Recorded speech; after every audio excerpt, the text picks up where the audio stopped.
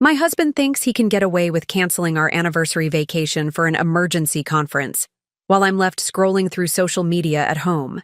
But what he doesn't know is I've already tracked his location to a beachfront villa in Bali, and I'm boarding a flight tonight to catch him with our family friend Avery, who conveniently had vacation time the same week.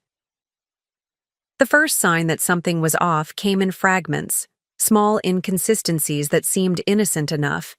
In isolation, Sebastian and I had been married for 8 years, building what I thought was an unshakable foundation. Before we jump back in, tell us where you're tuning in from, and if this story touches you, make sure you're subscribed, because tomorrow I've saved something extra special for you. We'd weathered career changes, a cross-country move, and the challenges that come with merging two lives into one shared existence. Through it all, he had been my constant, my touchstone, in a world that often felt chaotic and unpredictable. Until now. Sebastian worked as an architectural consultant for an international firm, a job that occasionally required travel but rarely on short notice. We'd spent months planning our anniversary trip to Greece, 10 days of Mediterranean sun, ancient ruins, and reconnection away from the demands of our busy lives. It was more than just a vacation. It was a celebration of us, a reminder of why we'd chosen each other all those years ago.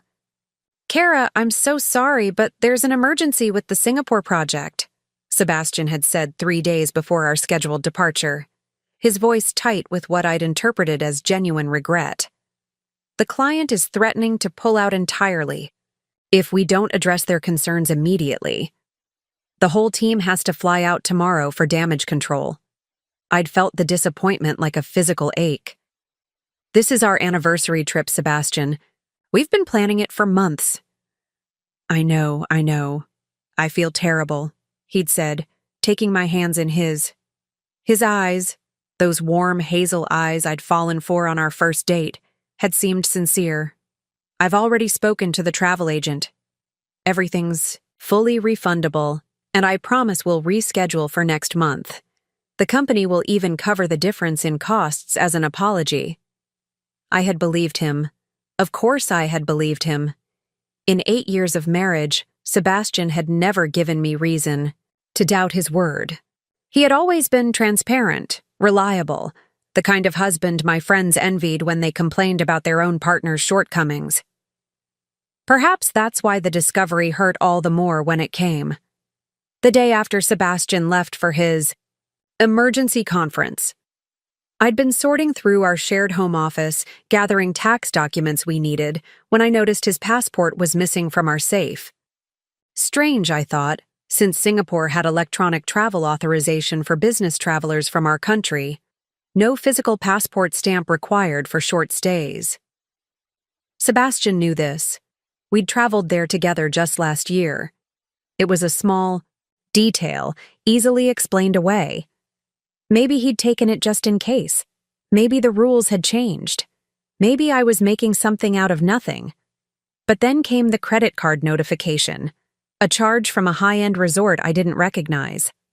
When I looked it up online, my screen filled with images of luxurious beachfront villas in Bali, Indonesia, 7,500 miles from the Singapore office, where my husband was supposedly saving a critical client relationship.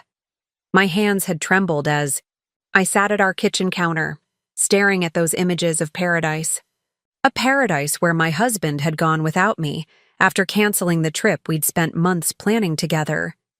Even then, I'd grasped for innocent explanations. Perhaps the company had moved the meeting location. Perhaps there was a legitimate reason he hadn't mentioned the change. Perhaps, until I saw the Instagram story. It appeared briefly on my feed, posted by Avery Williams, our close friend of 6 years, a corporate attorney who had been at our dinner table countless times, who had held my hand at my father's funeral, who had been bridesmaid at my cousin's wedding. Avery, whose caption read, "Paradise Found," above a photo of a sunset cocktail, the distinctive silhouette of Bali's sacred Mount Agung visible in the background, the same luxury resort charged to our credit card. The post disappeared almost immediately, deleted. Within minutes. But not before I'd taken a screenshot. Not before I'd noticed the reflection in her sunglasses. A man's silhouette that I would recognize anywhere after 8 years of marriage. I'd sat motionless at our kitchen counter, the familiar space suddenly feeling foreign around me. The framed photo of Sebastian and me in Santorini from 2 years ago, our practice run for the anniversary trip, he'd joked, seemed to mock me from the wall. The wedding invitation we'd framed, cream cardstock with navy letterpress announcing, "Our union to the world," suddenly felt like a relic from someone else's life. 8 years of trust, shattered by an Instagram reflection and a credit card statement.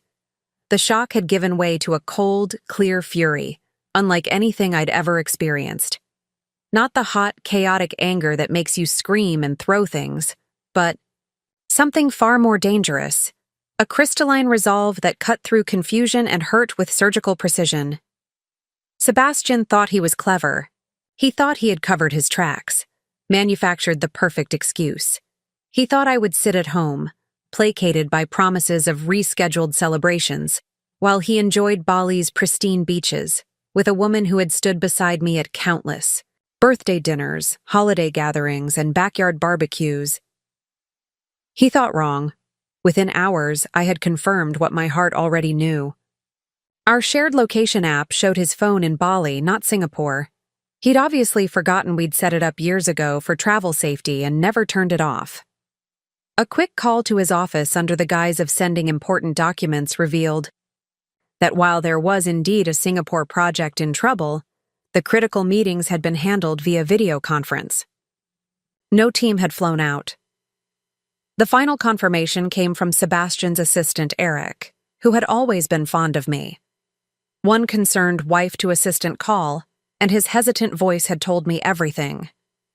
"Kara, I'm really not comfortable getting in the middle of this. I think you should talk to Sebastian directly." I knew then that the deception ran deep. Sebastian hadn't just lied on impulse. He had constructed an elaborate facade, using his genuine work reputation as cover while he escaped to a tropical paradise with Avery, my friend, our friend, all while leaving me behind with a canceled anniversary celebration and empty promises. What Sebastian didn't realize was that in teaching me to trust him completely, he had also taught me exactly how to unravel his deception. 8 years of sharing a life meant I knew his passwords, his habits, his tells when something was amiss. I knew which credit card he used for personal indulgences, which email account received his confirmations, which airline he preferred for long-haul flights. By nightfall, I had booked my own one-way ticket to Bali, scheduled to arrive within 24 hours. I had located their exact villa through the resort booking confirmation in his email. I had even arranged for a private car to take me directly from the airport to the resort where my husband and our so-called friend were currently enjoying their stolen paradise. As I packed my suitcase, efficiently, methodically, the way Sebastian had always admired, I felt a strange calm settle over me. This was not how I had imagined spending the week of our 8th anniversary, but perhaps it was fitting. 8 years of building a life together would now culminate in a confrontation that would either end that life or transform it into something entirely new. Either way, I was done being the trusting wife left behind. It was time for Sebastian to face the consequences of his choices, and I would deliver them personally, in Bali. Before Sebastian's betrayal upended everything, our life together had settled into a rhythm that felt both comfortable and purposeful. We had met in graduate school. I was pursuing my master's in educational psychology while Sebastian was finishing his architecture degree. Our first encounter had been at a mutual friend's housewarming party, where Sebastian had impressed me, not with grand gestures but with attentive conversation, genuinely engaging with my research interests when most people's eyes glazed over at the mention of cognitive development theories. Our courtship had been steady, intentional, much like Sebastian himself. Preparing and narrating this story took us a lot of time, so if you are enjoying it, subscribe to our channel It means a lot to us. Now back to the story. He approached relationships with the same careful planning he applied to his architectural designs. Thoughtful, detail-oriented, building something meant to last. I'd fallen in love with his stability as much as his smile, his reliability as much as his laugh. We married in a ceremony that reflected us both, elegant but unpretentious, in a renovated historic building that Sebastian had helped restore during his first years at the firm. Our vows had emphasized partnership above all. Else, where you go, I will go. Your dreams will be my dreams. Words that now hung in the air like dust motes, visible only when caught in the harsh light of betrayal. Our home in Austin was our shared masterpiece, a mid-century modern we'd renovated together, blending Sebastian's architectural vision with my preference for warmth and comfort. The open-concept main floor featured floor-to-ceiling windows overlooking a small but meticulously landscaped backyard. My reading nook occupied one corner of the living room, where morning light streamed in through eastern windows. Sebastian's drafting table stood opposite, where he sometimes brought work home, sketching conceptual designs while I graded papers from my high school psychology students. Weekday mornings followed a comfortable script. Sebastian making coffee while I prepared breakfast, a quick review of our daily schedules, a kiss goodbye that never felt rushed despite our busy lives. Weekends were for farmers markets, home, improvement projects, and dinners with our close circle of friends, including Avery, whose presence in our lives had seemed so natural, so unthreatening. Avery had entered our world 6 years ago when she joined Sebastian's firm as their in-house counsel. She was brilliant, engaging, with a quick wit that enlivened our dinner parties. She lived alone in a downtown condo, occasionally dated but never seemed to find someone who measured up. A comment I had once found flattering, thinking she admired our relationship. Now those words replayed in my mind with sinister undertones. Our friendship with Avery had evolved organically. She joined us for holiday celebrations when she couldn't fly home to Chicago.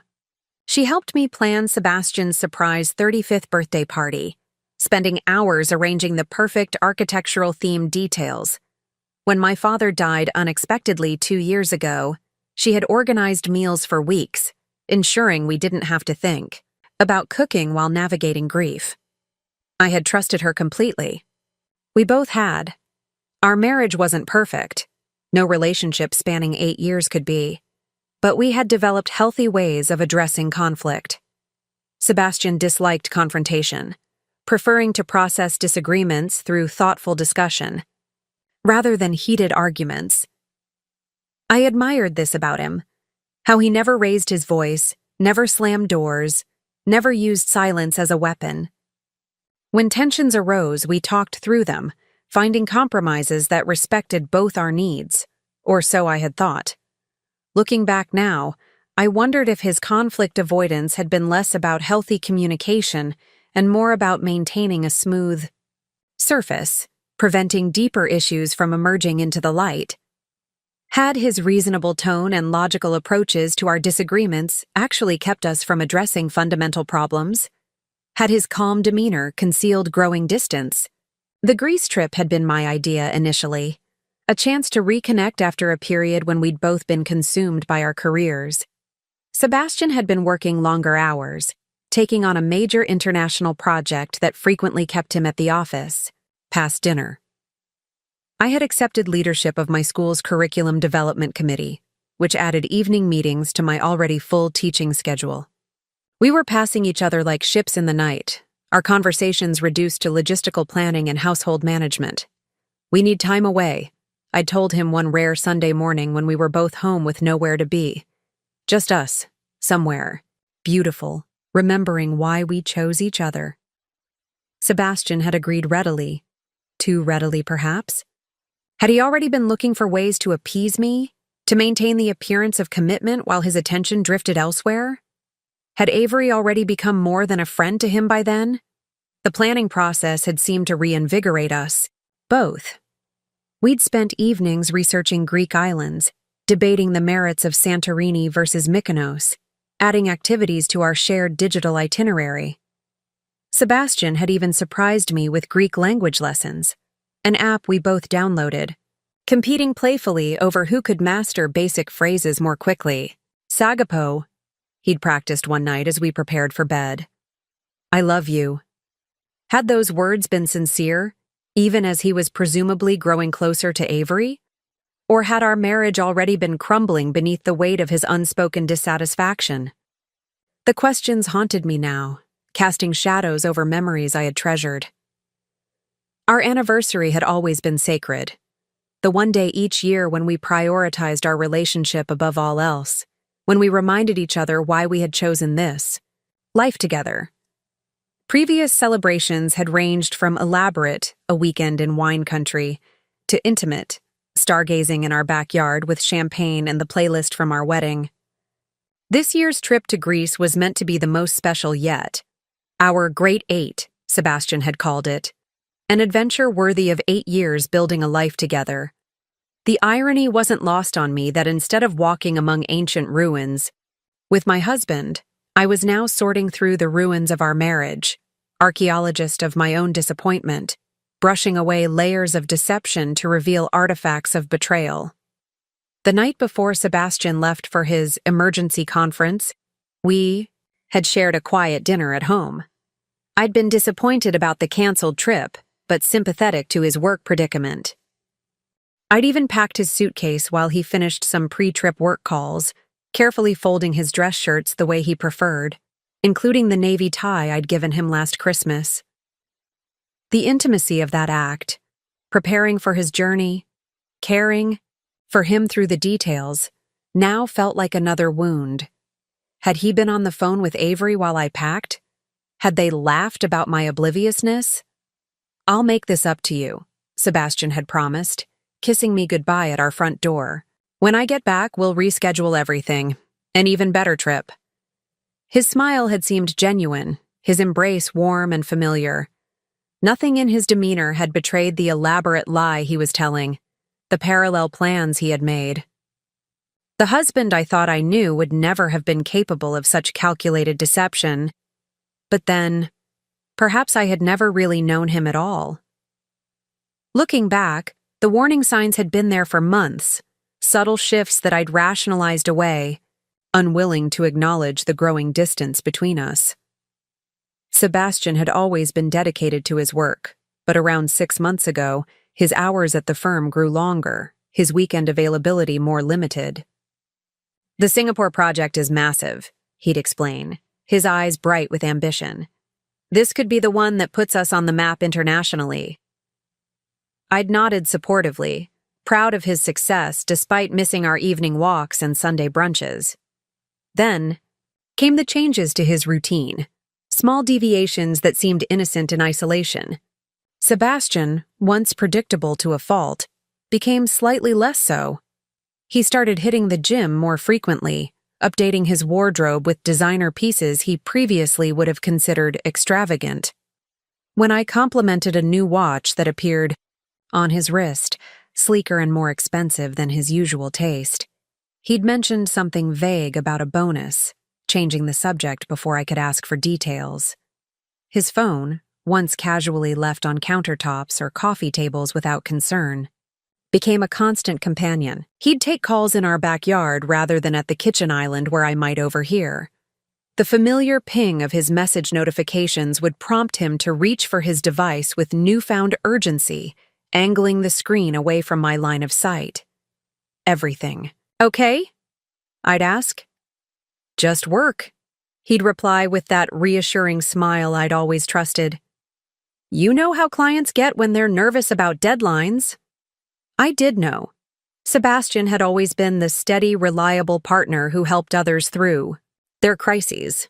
It was one of the qualities I most admired about him, his ability to remain calm under pressure, to be everyone's rock, including mine, especially mine. The first truly discordant note came during a dinner party at our home 3 months ago. We had invited 4 couples, including Avery, who arrived alone as usual. Nothing seemed amiss during appetizers and wine on the patio, but I noticed a shift when we moved indoors for the main course. Sebastian and Avery ended up seated next to each other, normal enough given our casual seating arrangement, but there was a new energy between them, a private frequency I couldn't quite tune into. At one point, Sebastian made a comment about a recent architectural exhibition, and Avery finished his sentence perfectly, as though they had previously discussed the topic in depth. Their shared laughter seemed to contain a history I hadn't witnessed. When Sebastian reached for the salt, their hands brushed briefly, perhaps accidentally, perhaps not. "When did you see that exhibition?" I asked lightly, passing the salad. "I thought you were working late that week." A moment's hesitation, barely perceptible. "Oh, I mentioned it to Avery when we were working on the contracting language for Singapore. They had some similar design elements we were considering. It sounded reasonable. It probably was reasonable. But something about the quick glance they exchanged left me feeling suddenly like an outsider in my own dining room." After our guests departed, I helped Sebastian load the dishwasher, the familiar domestic rhythm soothing my unease. "Avery seemed different tonight," I ventured, keeping my tone casual. "More animated than usual." Sebastian arranged wine glasses on the top rack with methodical precision. "Did she? I didn't notice anything different." "You two seem to have a lot to talk about." He glanced at me, his expression mildly puzzled. "We work together every day, Kara. We're bound to have overlapping interests." "Of course," I agreed, pushing away the discomfort. Sebastian had never given me reason to doubt him. I trusted him completely. And Avery had been our friend for years. Our friend, not just his colleague. My unease felt like a betrayal of both relationships. Later that night, I woke to find Sebastian's side of the bed empty. The blue glow of a screen illuminated the hallway outside our bedroom. When I padded quietly to investigate, I found him sitting at the kitchen island, quickly locking his phone. As I entered, "Can't sleep?" I asked, sliding onto the stool beside him. "Just checking some emails from the Hong Kong team," he explained, setting his phone face down on the counter. "They're on the opposite schedule, remember?" I did remember. There was always a logical explanation. Always a reason that made perfect sense. But something had shifted in me that night. A small seed of doubt taking root despite my best efforts to maintain the soil of our marriage inhospitable to such growth. In the weeks that followed, I noticed more discrepancies. Sebastian mentioned a late meeting, but his car was gone from the office parking lot when I drove past after my evening faculty meeting. He talked about lunch with a client downtown, but the receipt that fell from his pocket was from a restaurant in the opposite direction, near Avery's condo. I found myself doing things I'd never imagined. Checking his location on our shared app, scrolling through his call history when he was in the shower, glancing at the passenger seat of his car for signs of another occupant. Each time, I felt ashamed of my suspicion, guilty for doubting the man who had never before given me reason to question his loyalty. And yet, the inconsistencies continued to accumulate. Sebastian began mentioning Avery more frequently in conversation, then abruptly stopped altogether, as though realizing he was creating an unusual pattern. He grew vague about certain workdays, offering generalized summaries rather than the specific details he'd once shared. Our physical intimacy, while never our marriage's defining feature, became less frequent, with Sebastian often claiming exhaustion from work stress. Then came the text, not meant for me, but mistakenly sent to my phone when Sebastian was distracted. "Can't wait for tomorrow. Same place at 7?" He'd grabbed my phone before I could respond, laughing uncomfortably. "Sorry, meant to text Eric about our project review. Your phones look identical in their cases. Our phones were different models, different colors, with distinctly different cases." But I had nodded, swallowing the explanation along with my growing dread. What was there to gain from confronting him with such flimsy evidence? A mistaken text, some schedule inconsistencies, a feeling of distance, hardly grounds for accusation after 8 years of marriage. The Greece trip became my focus, my hope for reconnection. I threw myself into planning the perfect anniversary, celebration, researching boutique hotels overlooking the Aegean, booking a sunset cruise around Santorini, finding the most authentic local restaurants away from tourist centers. If we could just get away from work pressures and daily distractions, we could find our way back to each other. Sebastian seemed genuinely excited as well, bringing home travel books, discussing island hopping options, even suggesting we extend the trip by 3 days to include Athens. His enthusiasm reassured me that whatever distance I'd perceived was merely a product of work stress and routine, nothing that couldn't be remedied by Mediterranean sunsets and reconnection.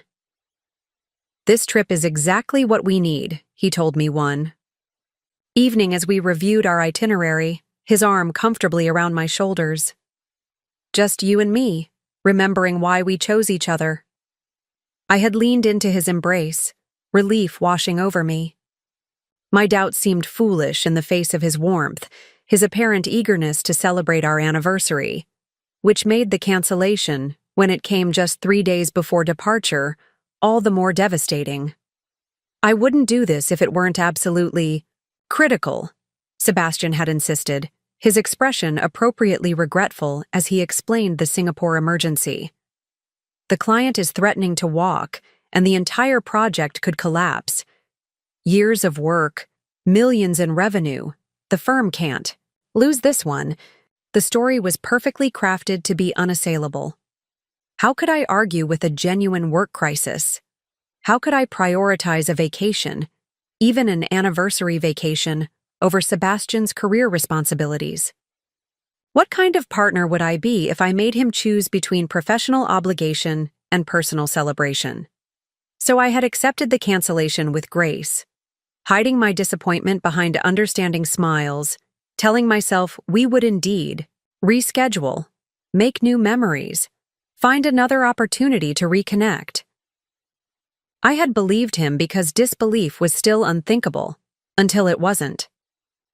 I woke the morning after Sebastian's departure feeling oddly hollow. The house, typically comfortable in its familiarity, seemed to echo with absence, not just Sebastian's physical presence, but the absence of certainty I'd always taken for granted in our marriage.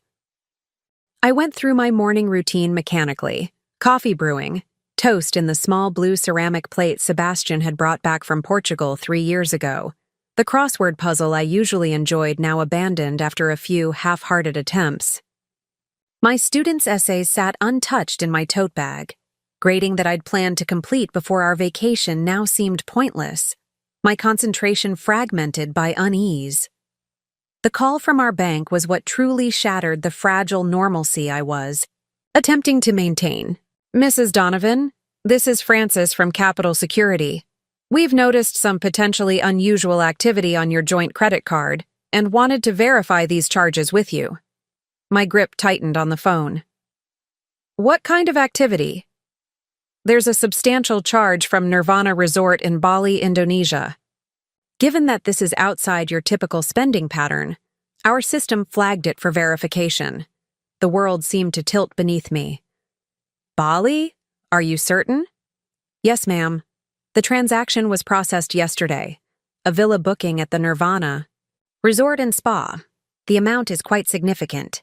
Can you confirm this is an authorized charge?" My mouth went dry. "My husband is actually traveling for business in Singapore. Perhaps this is a mistake." A pause on the line. "The charge was made using the physical card, Mrs. Donovan, and verified with the correct PIN. Would you like me to place a hold on the account while we investigate further?" "No," I said quickly, my mind racing. "No, that won't be necessary. I'll speak with my husband. There must be an explanation." After ending the call, I sat motionless at our kitchen island, the familiar space suddenly alien around me. Singapore to Bali was a short flight, less than 3 hours. Was it possible Sebastian had legitimate business in both locations? Perhaps an unexpected client meeting or a detour arranged by his firm? I reached for my phone, my finger hovering over Sebastian's contact. But something stopped me from making the call. If there was an innocent explanation, why hadn't he mentioned Bali? Why construct the elaborate story about the Singapore emergency instead of simply telling me his itinerary had changed? With trembling fingers, I opened our shared location app, a feature we'd enabled years ago for practical purposes when traveling separately. I'd never felt the need to check it before, trusting Sebastian's whereabouts as stated. The map loaded, zooming out to display a blue dot nowhere near Singapore, but instead on the Indonesian island of Bali, exactly where the resort charge had indicated. Still, I clung to alternative explanations. Perhaps the firm had moved the emergency meetings to Bali. Perhaps the Singapore client had a property there. Perhaps. I opened my laptop, searching for the Nirvana Resort. The website displayed spectacular ocean vistas, private infinity pools, romantic dinners on secluded beaches. Your perfect escape, the tagline promised, where paradise meets privacy. This was no business accommodation. This was a luxury couples retreat. My next move felt simultaneously foreign and necessary, accessing Sebastian's email. We had shared passwords early in our marriage, a practice born of practicality rather than suspicion. I had occasionally logged into his account to retrieve flight confirmations or warranty information for household purchases, always with his knowledge. This was different. This was deliberate investigation, the crossing of a boundary I'd never imagined breaching. The resort confirmation appeared immediately in his inbox, the details laid bare in pixels: a beachfront villa with private pool, champagne service, couples, massage package. An unmistakable romantic getaway, booked for 2. The reservation clearly specified Mr. Sebastian Donovan and guest. Not colleagues, not team. A single guest. My hands were steady as I continued searching, a strange calm settling over me as one revelation led to another. In his deleted folder, I found the original airline confirmation. Not to Singapore, but direct to Denpasar, Bali. A first-class booking for 2 passengers, Sebastian Donovan and Avery Williams. Avery. Our friend. My friend. The betrayal crystallized. No longer a suspicion, but a certainty. Sebastian hadn't canceled our anniversary trip because of work. He had canceled our trip to take another woman to a romantic island getaway, using our joint credit card no less. The audacity of it was almost impressive. Almost. I leaned back in my chair, oddly detached as I processed this new reality. The Sebastian I thought I knew, honest, conscientious, respectful, couldn't possibly have orchestrated such an elaborate deception, and yet the evidence was irrefutable. Without conscious decision, I found myself opening Instagram, typing Avery's username in the search bar. Her profile appeared, and there it was, a story posted 2 hours earlier. A champagne flute held against a backdrop of turquoise ocean, Mount Agung visible in the distance. Paradise found, read the caption. No location tag, no mention of companions, but unmistakably Bali. Unmistakably the same resort charged to our credit card. I watched the story twice before taking a screenshot. Moments later, it vanished, deleted, perhaps, in a belated recognition of its damning nature. Too late. The evidence was already saved to my phone, along with the resort confirmation, the flight details, the location data. A digital trail of betrayal. I spent the next hour methodically gathering more proof, driven by an almost clinical need for comprehensive understanding. I called Sebastian's office under the pretext of sending important documents, only to learn that while the Singapore project was indeed facing challenges, the situation was being managed remotely. No emergency trip had been necessary. No team had flown out. "Is Sebastian not reachable?" asked his colleague, confusion evident in her tone. "I just got an email from him this morning about the Robertson blueprints. Reception is spotty where." "He is," I improvised, my voice remarkably steady. I'll try him again later. The final confirmation came from Eric, Sebastian's assistant of 3 years. I had always maintained a friendly relationship with Eric, occasionally bringing him homemade cookies when visiting Sebastian at the office, remembering his birthday with a card each year. The concern in my voice wasn't entirely feigned when I called him. Eric, I'm sorry to bother you, but I'm having trouble reaching Sebastian. His last message mentioned the Singapore crisis, but now I can't get through. A pause, heavy with discomfort. Kara, I'm really not comfortable getting in the middle of this. I think you should talk to Sebastian directly. Eric, please. I'm worried. Just tell me if he arrived safely in Singapore. Another pause, longer this time. I can't do that, Kara. Because he's not in Singapore, I stated flatly, no longer a question. Eric's silence was answer enough. Do you know where he actually is? I think you already know, he said quietly. I'm sorry, Kara, I really am. After hanging up, I sat motionless at my desk, staring at the collection of evidence assembled on my laptop screen. The facts were undeniable. Sebastian had lied about the emergency conference, fabricated a work crisis, and flown to Bali with Avery, all while I remained behind, believing his deception completely. What struck me most wasn't the affair itself, though that pain would surely come later, but the elaborate nature of the lie. This wasn't a momentary lapse in judgment or an impulsive mistake. This was calculated, premeditated betrayal requiring weeks of planning, multiple layers of deception, and the cruel irony of using our anniversary as cover. The question wasn't whether Sebastian had betrayed me. The evidence was irrefutable. The question was what I would do with this knowledge. For a brief moment, I considered calling him immediately, unleashing my fury from the safety of distance. I imagined his stammered excuses, his panicked attempt to explain away the unexplainable. But that scenario offered no real satisfaction. Words over a phone connection couldn't possibly convey the magnitude of his betrayal or the depth of my resolve. No, this confrontation needed to happen face to face. I needed to see his expression when he realized his carefully constructed deception had collapsed.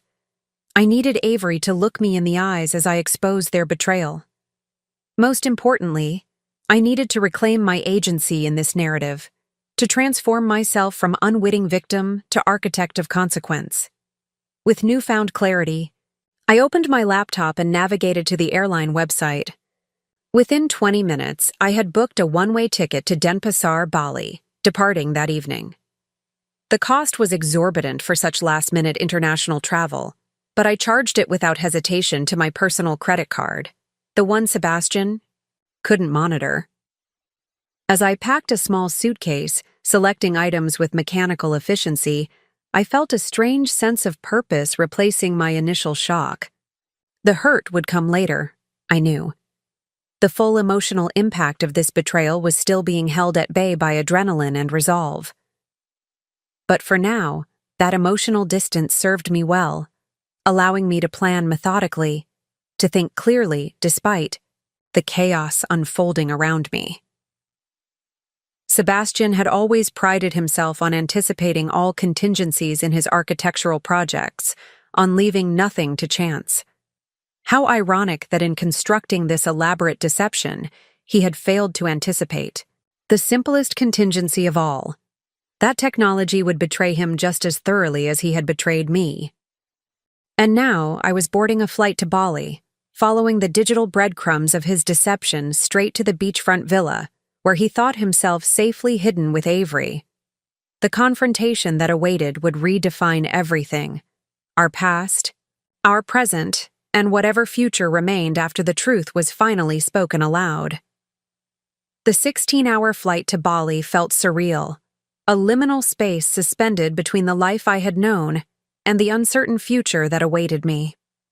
I sat rigidly in my economy seat, surrounded by honeymooners and vacationers whose excitement formed a cruel counterpoint to my mission.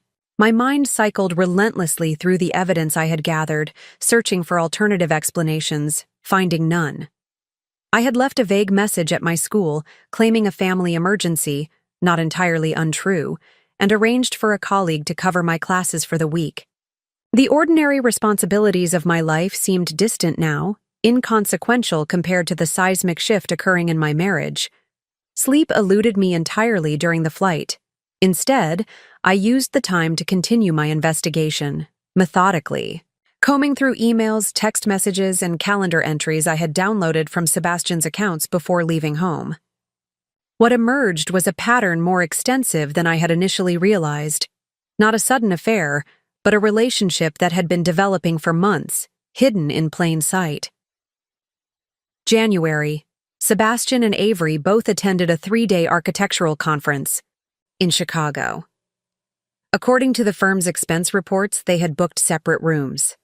But Sebastian's personal credit card, the statement for which came to our home in an envelope I had never thought to open, showed room service charges for 2 at odd hours, movie rentals, and a significant charge at the hotel spa for a couple's massage. March. The night he claimed to be working late on the Singapore project specifications, his location history showed him at an upscale restaurant near Avery's downtown condo, followed by a 4-hour gap where his phone remained stationary at her address.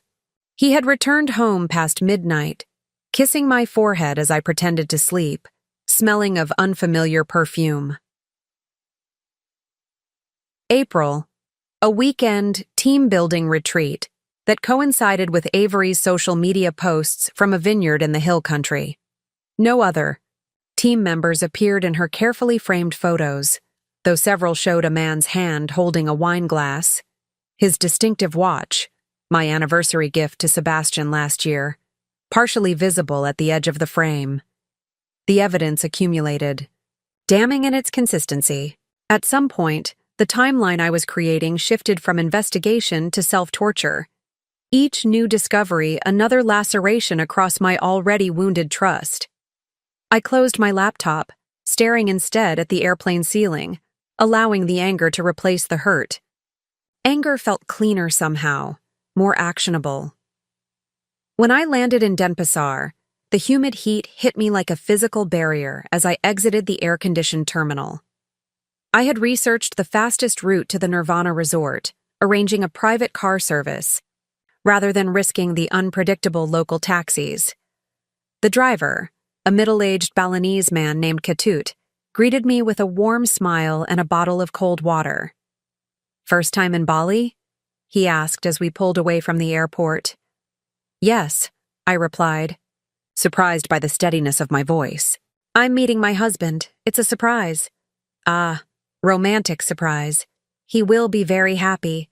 I managed a tight smile. Very surprised, certainly.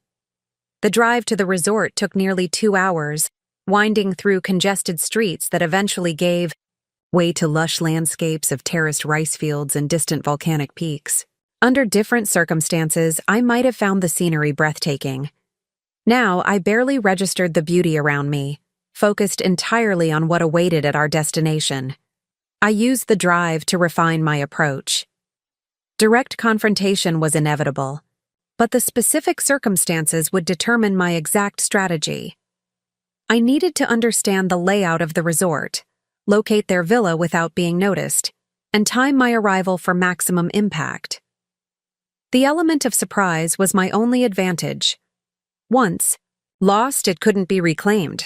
The Nirvana resort is one of our most exclusive, Ketut offered as we approached a discreet entrance marked only by an elegant stone sign partially hidden by tropical foliage. Many celebrities, very private. "Perfect," I murmured, understanding. Now why Sebastian had selected this particular location. The resort's emphasis on privacy and discretion made it ideal for a clandestine getaway. I had booked a room at a different hotel nearby, a practical necessity since I couldn't exactly share accommodations with the couple I intended to confront. But before checking in, I needed reconnaissance. I asked Ketut to drop me at the Nirvana's main entrance, explaining that I would meet my husband in the lobby. "Would you like me to announce you?" the driver asked helpfully. "No, thank you. As I said, it's a surprise." The resort lobby was an architectural masterpiece of open-air Balinese design with soaring wooden beams, stone floors, and panoramic views of the Indian Ocean. A gentle breeze carried the scent of frangipani and salt water. At another time, in another life, I might have stood breathless at the beauty of it all. Instead, I approached the reception desk with focused determination. "Good afternoon," the receptionist greeted me with a practiced smile. "Welcome to Nirvana Resort and Spa. Do you have a reservation with us?" I hadn't planned my exact approach to this moment, but inspiration struck as I noticed a stack of gift bags behind the counter, presumably welcome packages for honeymooning couples. "Actually, I'm not staying here," I explained, adopting a conspiratorial tone. "My brother and his girlfriend are guests in one of your villas. It's their anniversary, and I wanted to surprise them with a special gift." I pulled out my phone, showing Sebastian's confirmation email that I had forwarded to myself. "Donovan? Sebastian Donovan?" The receptionist's professionalism wavered for just a moment as she glanced at the screen. "Ah, yes. Mr. Donovan and Ms. Williams are in Beachfront Villa 8. They arrived yesterday." The confirmation hit me with unexpected force. Hearing their names linked so officially by a stranger made the betrayal suddenly, viscerally real in a way the evidence alone hadn't accomplished. I maintained my composure with effort. "Perfect. I'd like to arrange for a special dinner setup on their terrace tonight. Something romantic with candles, champagne, the works." I leaned forward slightly. They've been through a rough patch, and this trip is their chance to reconnect. I want to help make it special. The receptionist brightened, clearly approving of my thoughtful gesture. "We would be happy to arrange that. Our sunset dinner package is very popular with couples. It includes a private chef, custom menu, flower, arrangements." "That sounds perfect," I interrupted smoothly. "Could I perhaps see the terrace to help with planning? I want to make sure it's arranged exactly right." She hesitated. "Our guests' privacy is very important." "Of course. I completely understand." I lowered my voice. "They're actually at a day tour right now, Mount Batur, I believe. They won't be back until late afternoon. I just want a quick look to help visualize the setup." This was a calculated risk. I had no idea of their actual whereabouts, but the suggestion of specific knowledge lent credibility to my story. The receptionist's hesitation dissolved. "Let me check if the villa is available for viewing." She made a brief call, speaking in Daos Ayas rapid Balinese before returning her attention to me. "One of our staff can show you the terrace area, but we cannot enter the villa itself while our guests are away." "That's all I need," I assured her.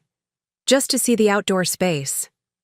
20 minutes later, I stood on the private terrace of Villa 8, taking in the stunning ocean view that Sebastian and Avery had been enjoying at my expense. The infinity pool glittered in the afternoon sun. 2 lounge chairs sat close together. On the wooden deck, a half-empty bottle of wine on the small table between them.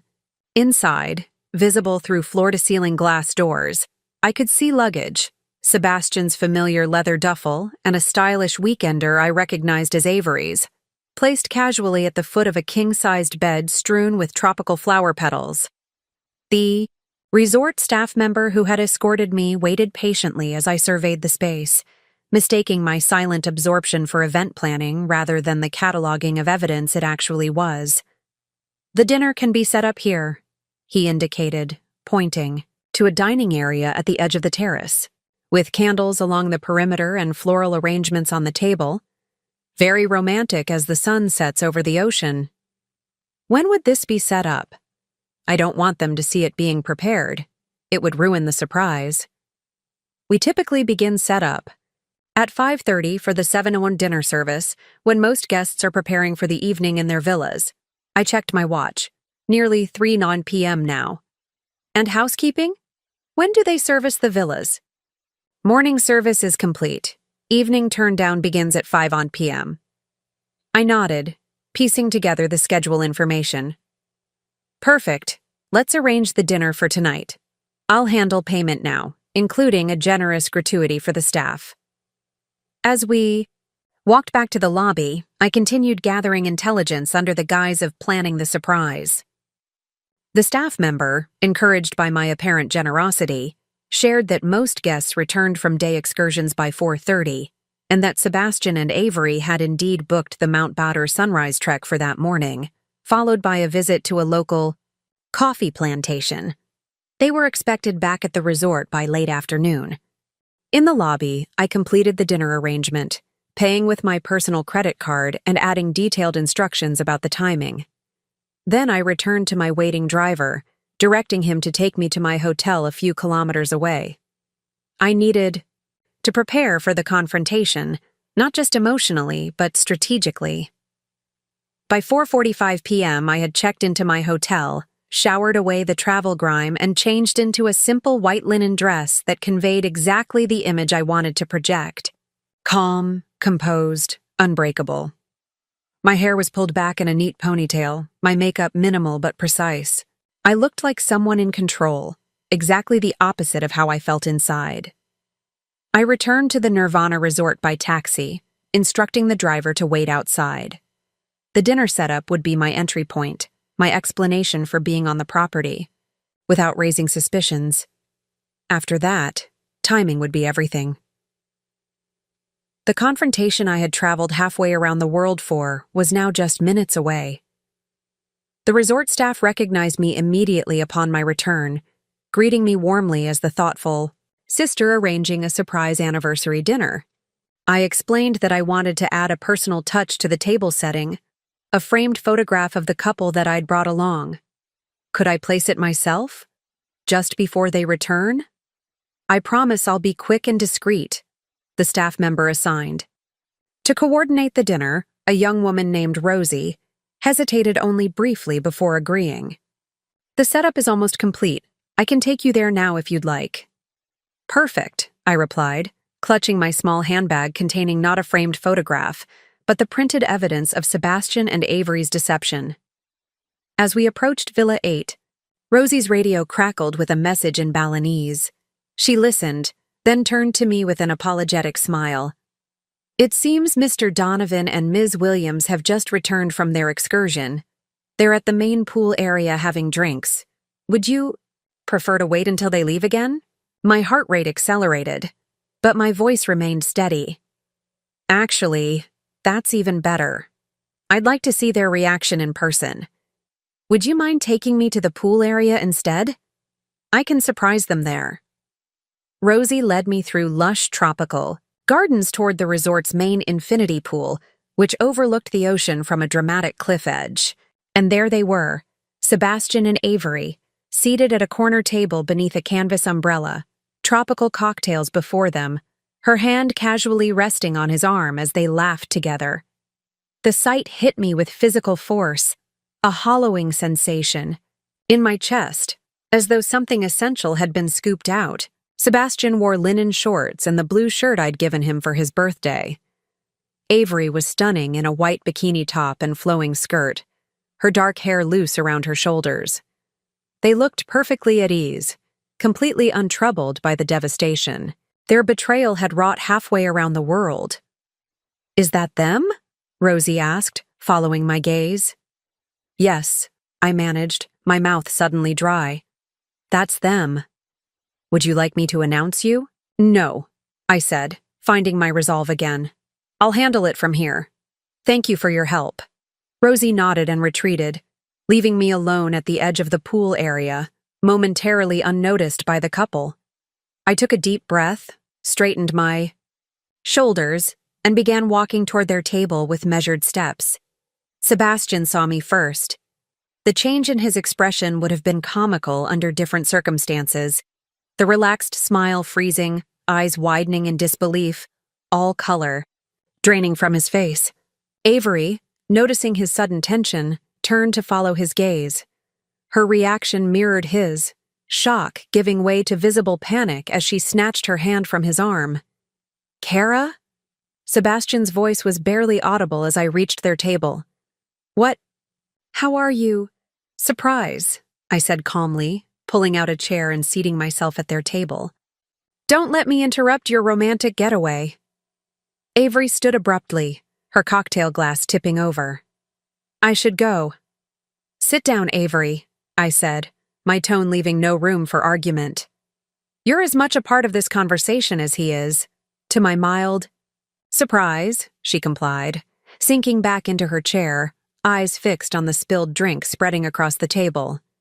Sebastian attempted recovery, his architect's mind visibly working to reconstruct a foundation that had completely collapsed. "Kara, this isn't... We were just... working on the Singapore emergency?" I supplied. "Fascinating how Singapore has beaches identical to Bali these days. The wonders of modern architecture." "I can explain," he began, but the words sounded hollow even to him, trailing off into uncertain silence. "Can you?" I removed my phone from my bag, placing it on the table between us. "Can you explain the reservation confirmation sent to your email, or the couple's massage scheduled for tomorrow morning? Perhaps you can explain the charge on our joint credit card, the one I received a security alert about." I turned to Avery. "Or maybe you can explain why you deleted your Instagram story this morning, the one with the ocean view from your villa. The sunset cocktail was a nice touch." They exchanged glances, the silent communication of conspirators whose plot has been discovered. "How did you find us?" Sebastian finally asked, a question so spectacularly missing the point that I almost laughed. "That's your question? Not, why did I betray my wife of 8 years? Not, why did I create an elaborate lie about a work emergency while actually planning a romantic vacation with another woman?" Avery spoke for the first time, her voice uncharacteristically small. "Kara, we never meant for you to find out this way." The absurdity of her statement broke through the calm I had been maintaining. "Really? How exactly did you mean for me to find out? After months of deception? After returning home to our house, our home, and continuing the lie? Did you have a plan for that, Avery? A convenient timeline for when you'd stop pretending to be my friend?" Sebastian reached for my hand across the table. I withdrew it sharply. "Kara, please. Let's go somewhere private to discuss this." "No," I replied firmly. "I didn't fly 16 hours to have a private conversation. I came for the truth. Right here. Right now."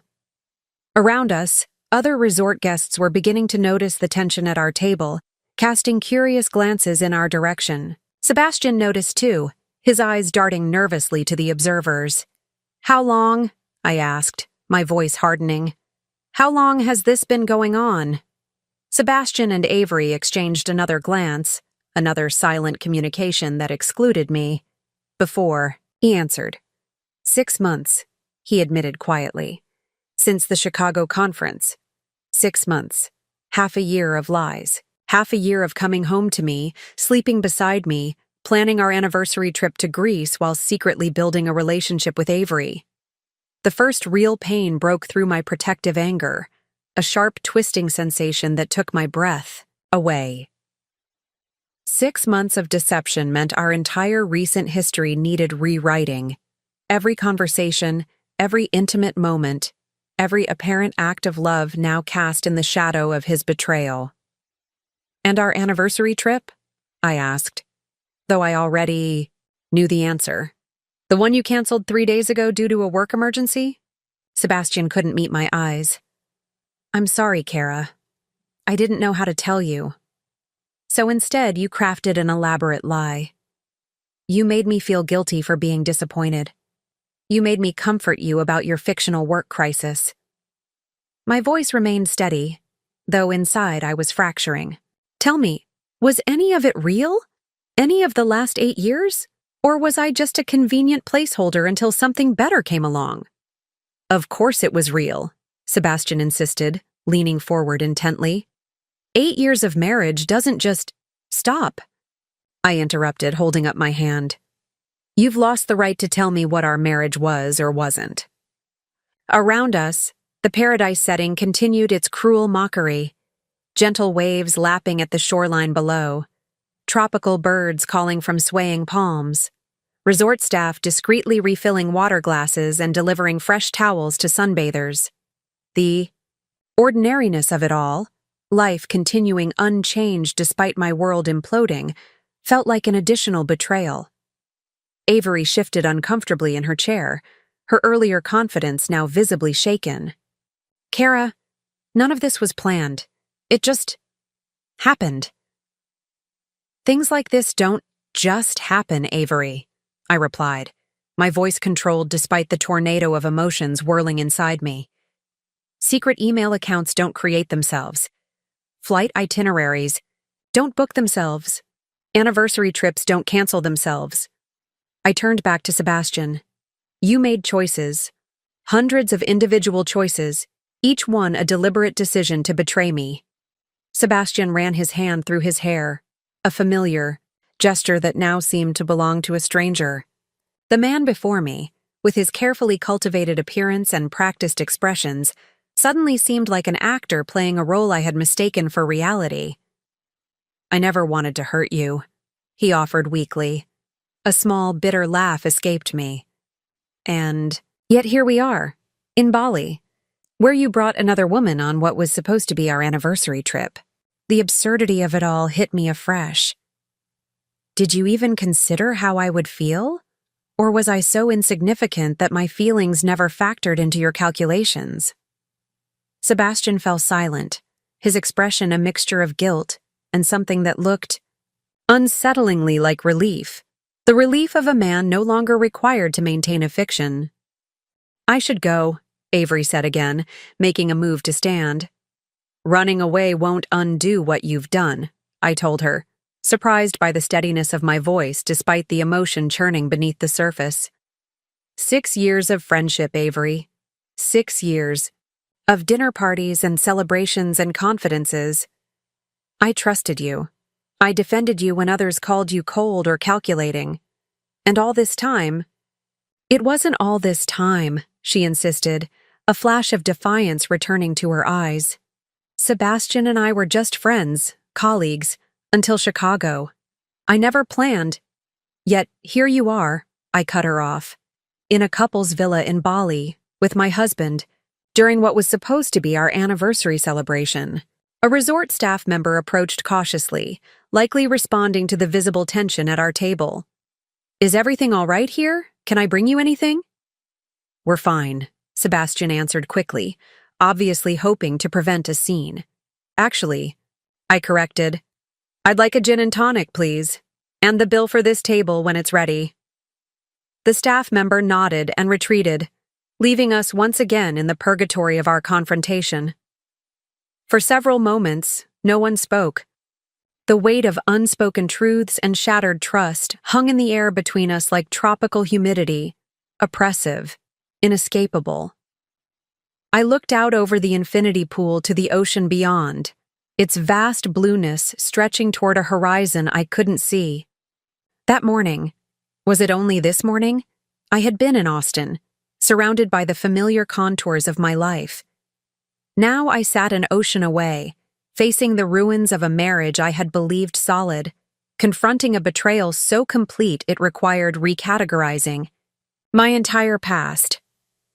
The pain finally caught up with me, rising like floodwater, threatening to drown the anger that had propelled me forward. I felt tears building but refused to release them. I would not break, not here, not in front of them. Do you love her? I asked Sebastian, the question escaping before I could reconsider its wisdom. He hesitated. An answer in itself. Kara, it's complicated. That's not what I asked. Sebastian looked at Avery, then back to me. I didn't plan for any of this to happen. But yes, I have feelings for her. The words landed like physical blows. Despite the evidence, despite flying across the world to confront them, some part of me had still hoped for another explanation, one that would hurt but not destroy, one that might leave some foundation upon which to rebuild. The staff member returned with my drink and the check. Sebastian reached for it automatically. I've got it, I said, taking the folder and inserting my credit card. Consider it my parting gift. Sebastian's expression tightened. Kara, don't be like this. We need to talk about what happens next, about us. There is no us anymore, I replied, the words surprisingly easy to say now that the truth had been spoken aloud. You made that decision 6 months ago in Chicago. You just didn't bother to inform me. Avery, who had remained silent during this exchange, suddenly spoke. I never meant to hurt you, Kara. You have to believe that. I regarded her with newfound clarity. The woman I had considered a friend now seemed like a stranger, her familiar features rearranged into someone I didn't recognize. What I believe, I said carefully, is that you both constructed an elaborate deception because it was convenient and comfortable. You didn't want to deal with the mess or the guilt, so you created a parallel reality where you could have everything. You wanted without consequences. I signed the check as the staff member returned for it. But actions have consequences, even when we hide from them.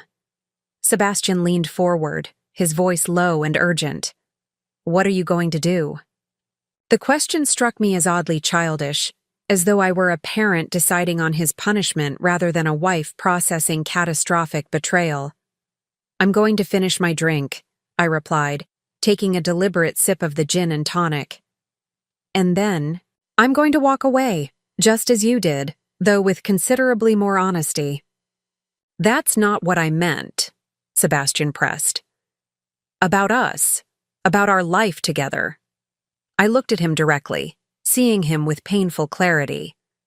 Our life together ended the moment you decided to pursue a relationship with Avery while maintaining the fiction of our marriage. Everything that follows is just paperwork. The tropical sun began its descent toward the horizon, casting long shadows across the pool deck.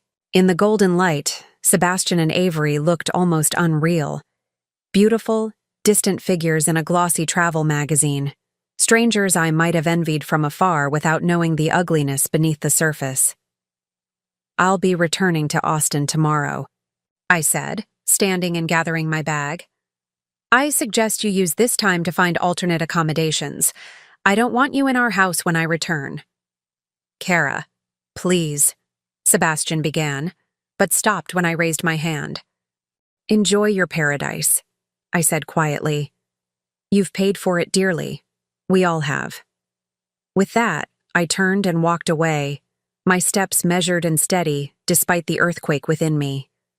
The tears would come later, I knew. The full reckoning with pain and loss. But in this moment, walking away from the wreckage of my marriage with my dignity intact felt like the first step toward whatever came next. I woke the next morning in my hotel room, momentarily disoriented by the unfamiliar surroundings.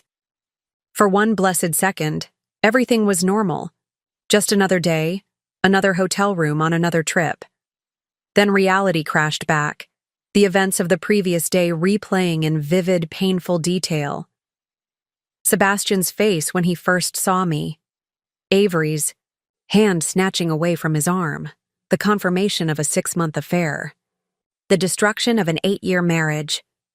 I had expected to cry myself to sleep, to spend the night curled around my pain like a wounded animal. Instead, I had returned to my hotel room and fallen into a deep, dreamless sleep, my body surrendering to exhaustion while my mind retreated from the emotional tsunami. Now, in the harsh morning light filtering through thin curtains, the reality of my situation demanded attention. I was in Bali, thousands of miles from home, facing the disintegration of my marriage and the betrayal of 2 people I had trusted implicitly. The practical questions began to surface. What happened next? How would we disentangle 8 years of shared life? What would I return to in Austin? Almost mechanically, I reached for my phone, scrolling through notifications that seemed to belong to another lifetime. Emails from colleagues about curriculum planning, a reminder about my dentist appointment next week, a text from my neighbor about collecting a package. The ordinary machinery of life continuing its operation despite the catastrophic breakdown of its central components. I set the phone aside and moved to the small hotel balcony, looking out over a view far less spectacular than the one Sebastian and Avery were enjoying at the Nirvana resort. Palm trees swayed in the morning breeze, and the distant sound of motorbikes drifted up from the street below. Life in Bali continued, indifferent to my personal apocalypse. I had booked a return flight for later that day, assuming that the confrontation would provide the closure I needed before leaving. But as I sipped the mediocre coffee provided by the hotel, I realized I wasn't ready to leave yet. The confrontation had answered some questions but opened others, and a growing suspicion had taken root during the sleepless parts of the night. 6 months, Sebastian had said. The affair had been going on for 6 months since the Chicago conference, but my investigation before leaving Austin had revealed inconsistencies going back further, subtle changes in Sebastian's behavior, unexplained, absences, growing distance. If the affair with Avery had truly begun only 6 months ago, what explained these earlier patterns? Was there more to uncover? Other betrayals I hadn't yet discovered? The thought propelled me back to my laptop. I canceled my return flight, extending my hotel reservation for 2 more days. If I was going to rebuild my life from the ashes of this marriage, I needed the complete truth, not just the partial confession Sebastian had offered under duress. I spent the morning methodically working, backward through digital records I hadn't previously examined carefully, credit card statements from the past year, location history data, travel itineraries, email exchanges with colleagues and clients, calendar entries that didn't align with the stories Sebastian had told me. A pattern emerged, one that suggested Sebastian's deception extended beyond Avery, beyond 6 months. There were unexplained hotel charges in cities where he claimed to be staying with colleagues, restaurant bills for 2 at establishments far too intimate for business meetings, a jewelry purchase last Valentine's Day that I had never received. Most damning was an email thread with someone named Bonnie, dated 9 months earlier, 3 months before the Chicago conference where Sebastian claimed his relationship with Avery began. The emails were carefully worded but unmistakably intimate, referencing our special weekend and memories I'll carry with me always. Who was Bonnie? I searched through Sebastian's contacts, finding no record of the name. A social media search revealed dozens of possibilities, but none with obvious connections to Sebastian or his firm. Yet the evidence suggested a relationship significant enough to warrant secret meetings and meaningful gifts. I sat back, absorbing the implications. Sebastian's affair with Avery might not have been a singular lapse, but part of a pattern, a habit of deception that potentially stretched back further than I had imagined. The foundation of our marriage had been compromised not by a single earthquake, but by years of hidden erosion. My phone chimed with a text from Sebastian. "We need to talk. Please tell me where you're staying." I ignored it, continuing my investigation. Another text followed 10 minutes later. "Kara, I understand you're angry, but we need to discuss practicalities. Please respond."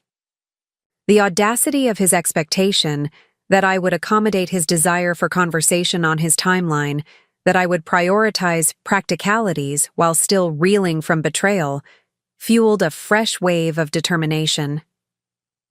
Sebastian had controlled the narrative for months, perhaps years. He would not dictate the terms of its unraveling. A third text arrived around noon.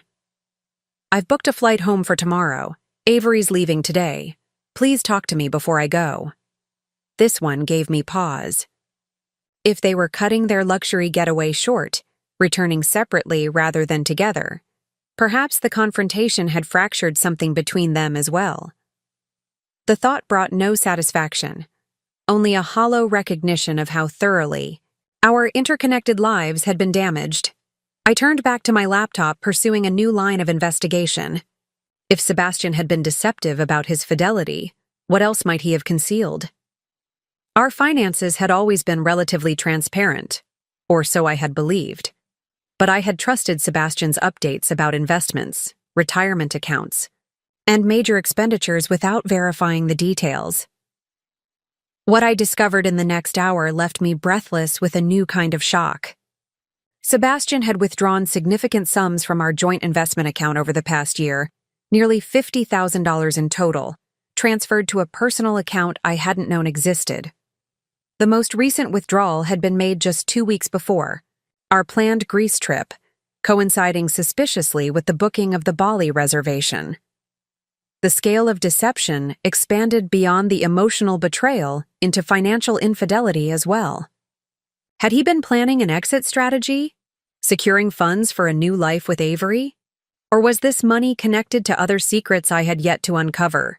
I documented everything meticulously, taking screenshots, saving records, creating a timeline of discrepancies.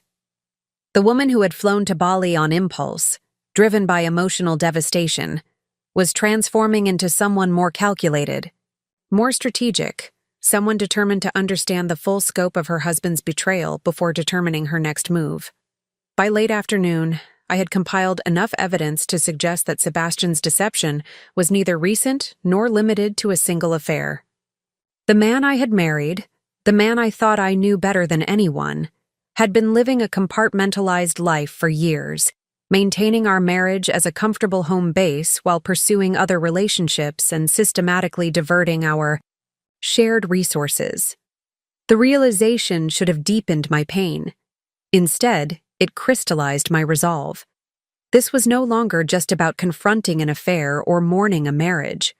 This was about reclaiming my agency from someone who had deliberately undermined it for years, about establishing the complete truth before deciding how to move forward.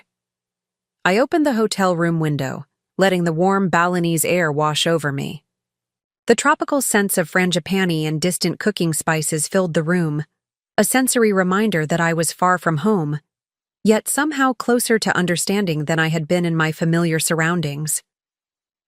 Tomorrow, I would confront Sebastian again, not with emotional accusations, but with documented evidence of his systematic deception. I would demand answers about Bonnie, about the missing money, about the entire alternative narrative of our marriage that he had constructed without my knowledge, and then, with the complete truth finally in the open, I would decide what remained, worth saving in the ruins of the life we had built. The next morning, I texted Sebastian a time and location, a small cafe near my hotel, public enough to discourage dramatic scenes, but quiet enough for serious conversation. His reply came instantly, suggesting he had been waiting by his phone. "I'll be there, thank you." I arrived early, selecting a corner table that offered both privacy and a clear view of the entrance.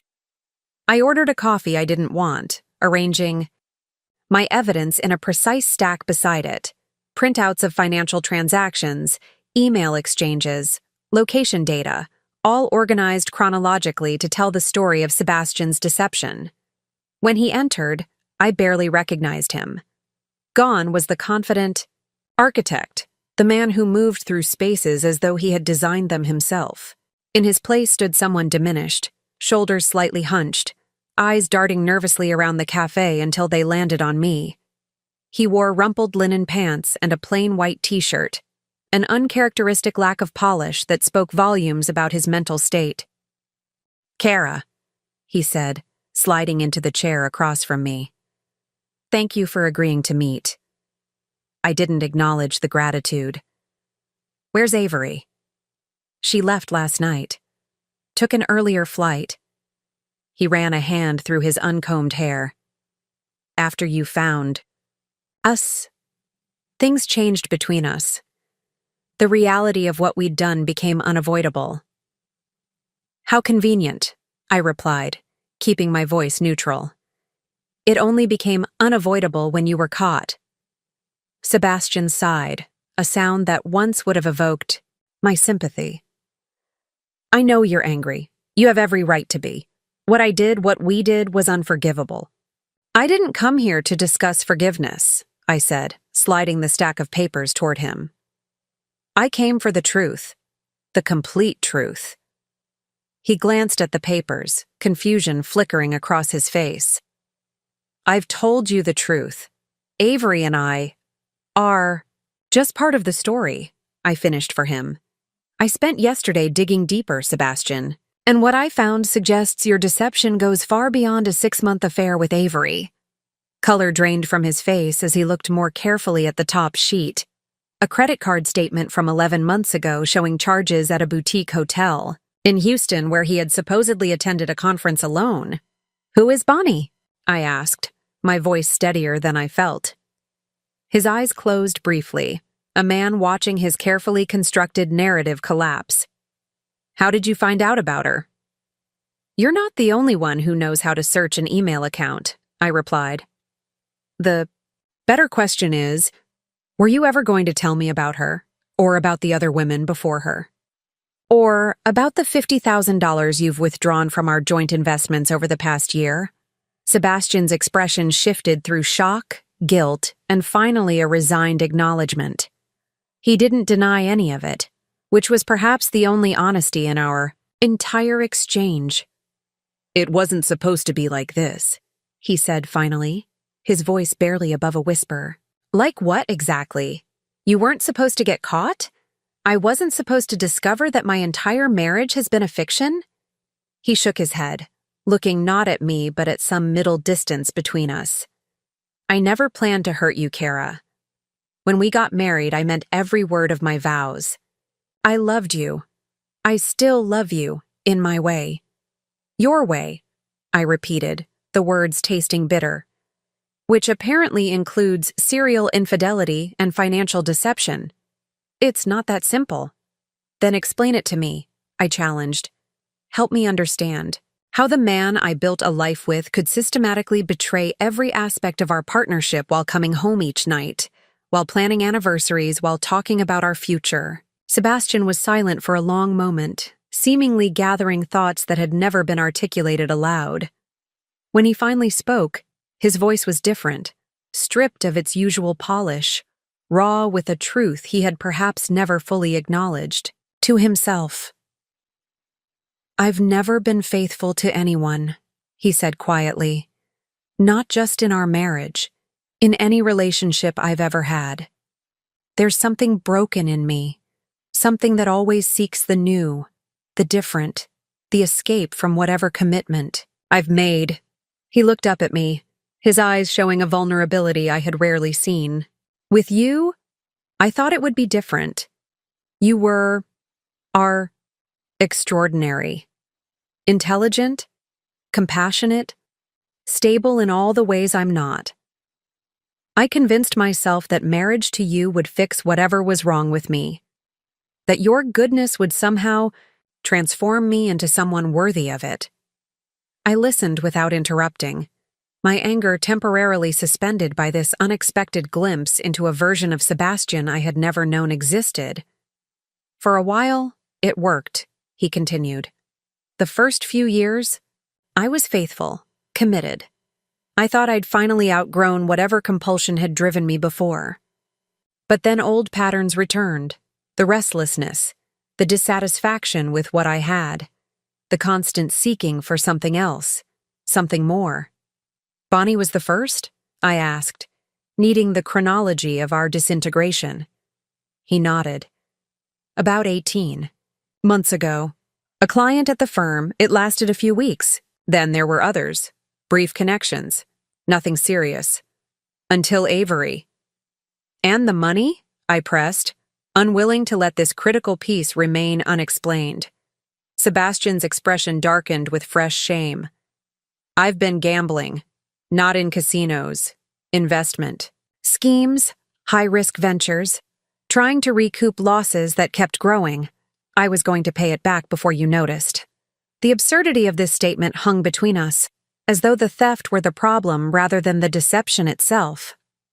Almost laughed, a harsh sound that died in my throat.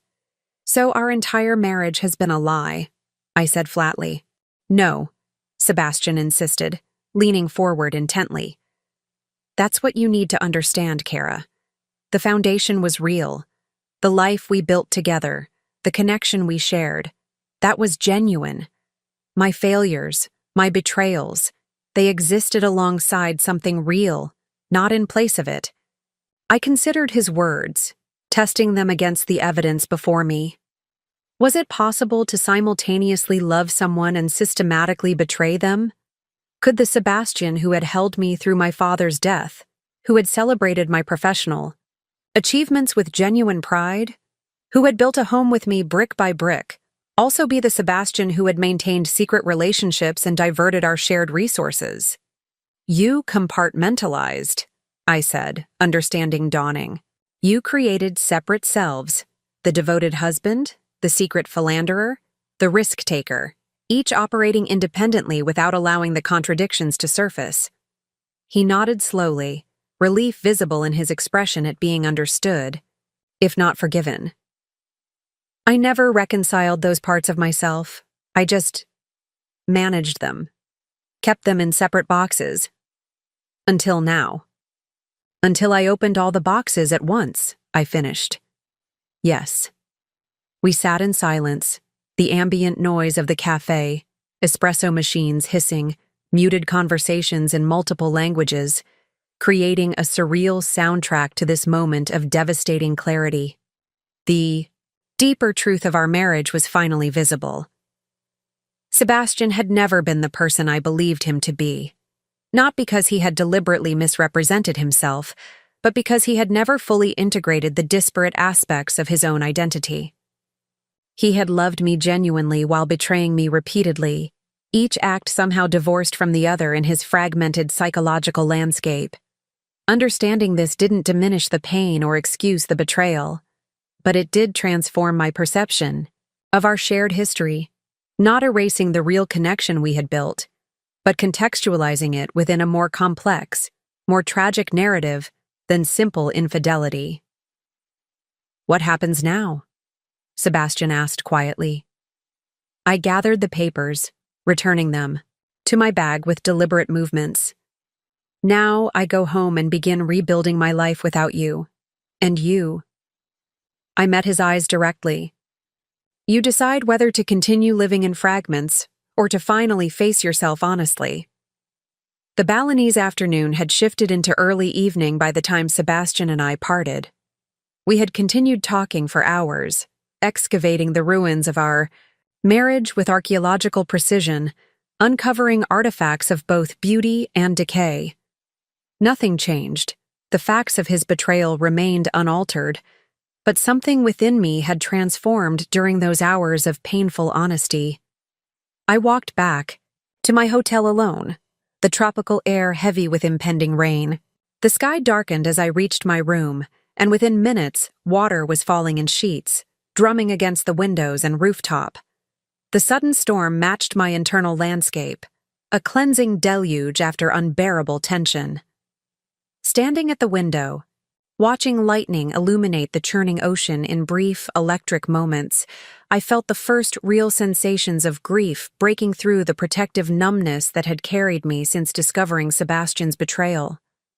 I allowed myself to cry finally. Not delicate tears, but gut-wrenching sobs that bent me double, hands pressed against the cool glass for support. I cried for the 8 years given to a marriage built on shifting sand, for the children we had, discussed but never had, for the anniversary trips and quiet Sunday mornings and inside jokes that had been real despite everything else, for the future I had imagined and would now never experience. When the storm of emotion finally subsided, I found myself curled on the bed, physically exhausted but mentally clearer than I had felt since the bank's security alert had first shattered my world. The pain remained, a persistent ache beneath my ribs, but no longer threatened to overwhelm me. In its wake came something unexpected, a growing sense of possibility. For years, I had unconsciously molded myself to fit Sebastian's life, adjusting my teaching schedule to accommodate his client meetings, prioritizing his career moves over my own opportunities, maintaining our home as a peaceful haven where he could decompress from professional stress. I had done these things willingly, believing them to be investments in our shared future. Now I faced the disorienting freedom of having only myself to consider. What did I want? Who was I outside the architecture of our marriage? These questions, dormant for nearly a decade, suddenly demanded attention. I opened my laptop, creating a new document titled simply, Next. Into it, I began pouring thoughts that surprised me with their clarity and conviction. I want to apply for the department chair position I declined last year because Sebastian thought the additional responsibilities would interfere with our plans to start a family. I want to finish the educational psychology research paper I abandoned when Sebastian's Singapore project demanded more of my support at home. I want to visit Japan, a trip Sebastian had always postponed because it didn't interest him enough. Want to sell the house. Too many memories. Too many rooms designed according to his architectural vision rather than my comfort. The list grew, each entry a small act of reclamation, a declaration of selfhood separate from the identity I had, constructed as Sebastian's wife.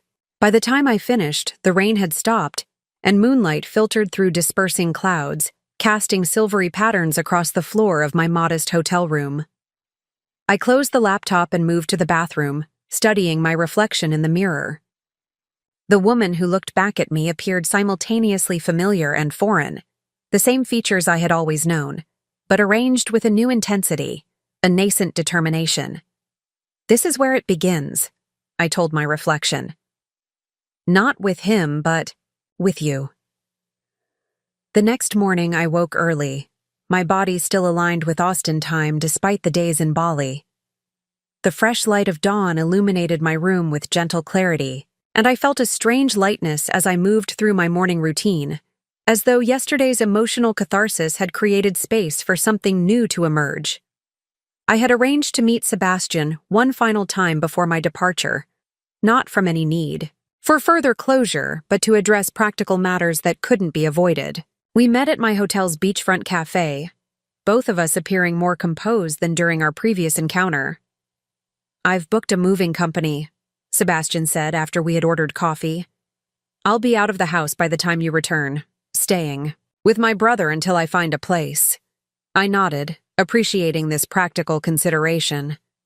"I'll have my lawyer contact you about the separation agreement. I want this to be straightforward. No protracted battle." "Of course," he agreed quickly. "Whatever you want, Kara, I won't contest anything." The servility in his tone irritated me. This new, penitent Sebastian felt as inauthentic as the supposedly devoted husband had been. I preferred the raw honesty of yesterday's conversation to this performance of contrition. "This isn't about punishment," I clarified. "It's about fairness and moving forward efficiently." "I understand." He hesitated, then added, "I've scheduled an appointment with a therapist for when I get back, to work on everything we talked about." This surprised me. Sebastian had always dismissed therapy as self-indulgent navel-gazing when I'd suggested it during occasional rough patches in our marriage. His willingness to seek help now seemed to underscore the reality that our relationship had needed to break entirely before he could acknowledge its fundamental flaws. "That's good," I said simply. "I hope it helps you." We finished our coffee. In relative silence, the practical details of disentangling our lives requiring few words. As we prepared to part, likely for the last time before lawyers and mediators became our primary means of communication, Sebastian reached across the table, his hand stopping just short of touching mine. "I need to ask you something," he said, an unexpected vulnerability in his voice. "All those years, was any of it real for you? Were you happy at all?" The question caught me off guard. In the aftermath of betrayal, it would have been easy to rewrite our entire history as a tragedy, to deny the genuine happiness that had existed alongside the deception. But that would be another kind of lie. "Yes," I admitted. "There were years of real happiness, Sebastian. Moments of genuine connection.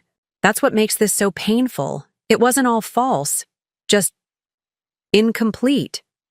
He nodded, absorbing this. "I'm sorry I couldn't be who you needed me to be, who I wanted to be for you." For the first time since discovering his betrayal, I felt a flash of genuine sympathy for Sebastian. His fragmented self had damaged not just me but him as well, a prison of his own construction from which he might never fully escape. "I hope you find a way to reconcile those different parts of yourself," I said, surprising myself with the sincerity of the wish. "Not for us, there is no more us, but for you." We said goodbye on the beach, the morning sun warming the sand beneath our feet. No dramatic embraces, no passionate declarations, just the quiet acknowledgement that what had once bound us together had irreversibly altered, creating separate paths forward. As I watched Sebastian walk away, becoming smaller against the expansive horizon, I felt the definitive shift within myself, the turning point between ending and beginning, between looking back and looking forward. The woman who had flown to Bali in desperate pursuit of truth would return to Austin fundamentally changed, not just by what she had discovered about her husband, but by what she had discovered about herself. I turned away from Sebastian's retreating figure, facing the endless ocean before me. Whatever came next, I would face it not as Sebastian's wife, not as a victim of betrayal, but as myself, complete, autonomous, and ready to begin again. The flight back to Austin stretched before me like a threshold between worlds. 20 hours of suspended animation during which I was neither the woman who had left, nor quite the one who would arrive. I used this liminal space to plan methodically, transforming emotional clarity into practical strategy. In the airport lounge, I made a series of decisive phone calls. First to my friend Rosie, a real estate agent whose business card had sat unused in my wallet for years. "I need to sell the house," I told her, bypassing preliminary small talk. "As quickly and cleanly as possible." "Kara?" Her voice registered, surprise at both my request and direct tone. "Are you okay? Is Sebastian okay?" "Sebastian and I are separating," I said, the words still strange but no longer devastating to speak aloud. "I'll explain everything when I'm back, but for now, I need to start the process. Can you help me?" Her professional instincts engaged immediately. "Of course. I'll prepare a market analysis before you return. Do you have a timeline in mind?" "I want it listed within 2 weeks," I replied, the decisiveness in my voice surprising, even me. "Sebastian will be moved out by the time I'm back." My next call was to an attorney, not the family lawyer who had handled our wills and house closing, but Marina Vargas, a divorce attorney recommended by a colleague who had navigated her own marital dissolution the previous year. Her secretary initially offered an appointment 3 weeks out, but something in my tone must have communicated urgency as Marina herself came on the line moments later. "I understand you're currently out of the country but need to discuss a separation immediately," she said, her voice crisp and professional. "Yes, I'll be back in Austin tomorrow evening. I'd like to meet as soon as possible to discuss options for an uncontested divorce." We arranged an appointment for the day after my return.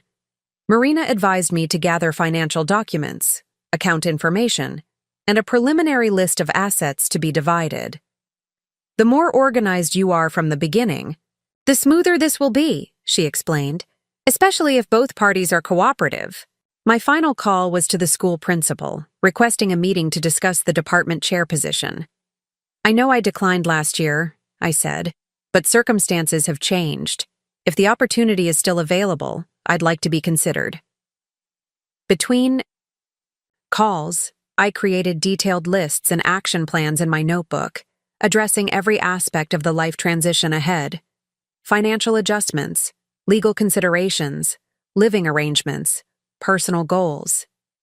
The academic in me approached this deconstruction of my marriage with the same methodical thoroughness I applied to research projects, categorizing, prioritizing, establishing timelines. By the time I boarded the flight home, I had transformed nebulous emotional resolve into concrete steps forward. The grief remained, surfacing in unexpected waves during quiet moments: a remembered anniversary celebration, a shared joke referenced in a book I was reading to pass time. But these memories no longer paralyzed me. They simply existed alongside my determination to reconstruct my life. Midway through the flight, somewhere over the Pacific Ocean, I opened my laptop and began drafting an email to close friends and family, people who would need to know about the separation before gossip inevitably spread. The message was direct but not detailed, offering no salacious explanations or accusations. After careful consideration, Sebastian and I have decided to end our marriage, I wrote. I'm returning to Austin tomorrow and would appreciate your support during this transition, though I may need some time before being ready for visitors or questions. The simple act of writing these words made our separation more real than signing legal documents would. This was the narrative I was choosing to present to those who had witnessed our marriage, the beginning of the story I would tell about its end. As the plane began its descent into American airspace, I found myself breathing more easily than I had in months, perhaps years. The uncertainty ahead no longer felt threatening but liberating. I was returning not to the remnants of a broken marriage, but to the foundation of a new beginning. The house stood exactly as I had left it, an architectural showpiece nestled among heritage oaks, the clean lines and expansive windows that had once represented our shared future, now feeling like a museum of past mistakes. I paused in the driveway, key in hand, steeling myself for the emotional impact of entering this space that was simultaneously familiar and forever altered. Sebastian had kept his word. The house showed signs of his hasty departure. His favorite leather reading chair was missing from the living room. The built-in bookshelf contained gaps where his architecture volumes and design magazines had been. His toiletries had vanished from the master bathroom, leaving behind clean countertops and empty drawers. But these absences merely highlighted how much remained: the furniture we had selected together, the art collected during our travels, the kitchen designed around our shared love of cooking. Every corner held memories, each object a potential emotional landmine. The cumulative weight of 8 years of shared life pressed against my chest, threatening to collapse the careful composure I had maintained during the journey home.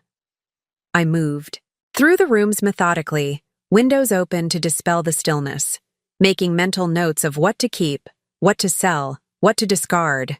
This initial survey wasn't about sorting possessions, but about reclaiming space, transforming what had been ours back into something I could inhabit without constant reminders of betrayal.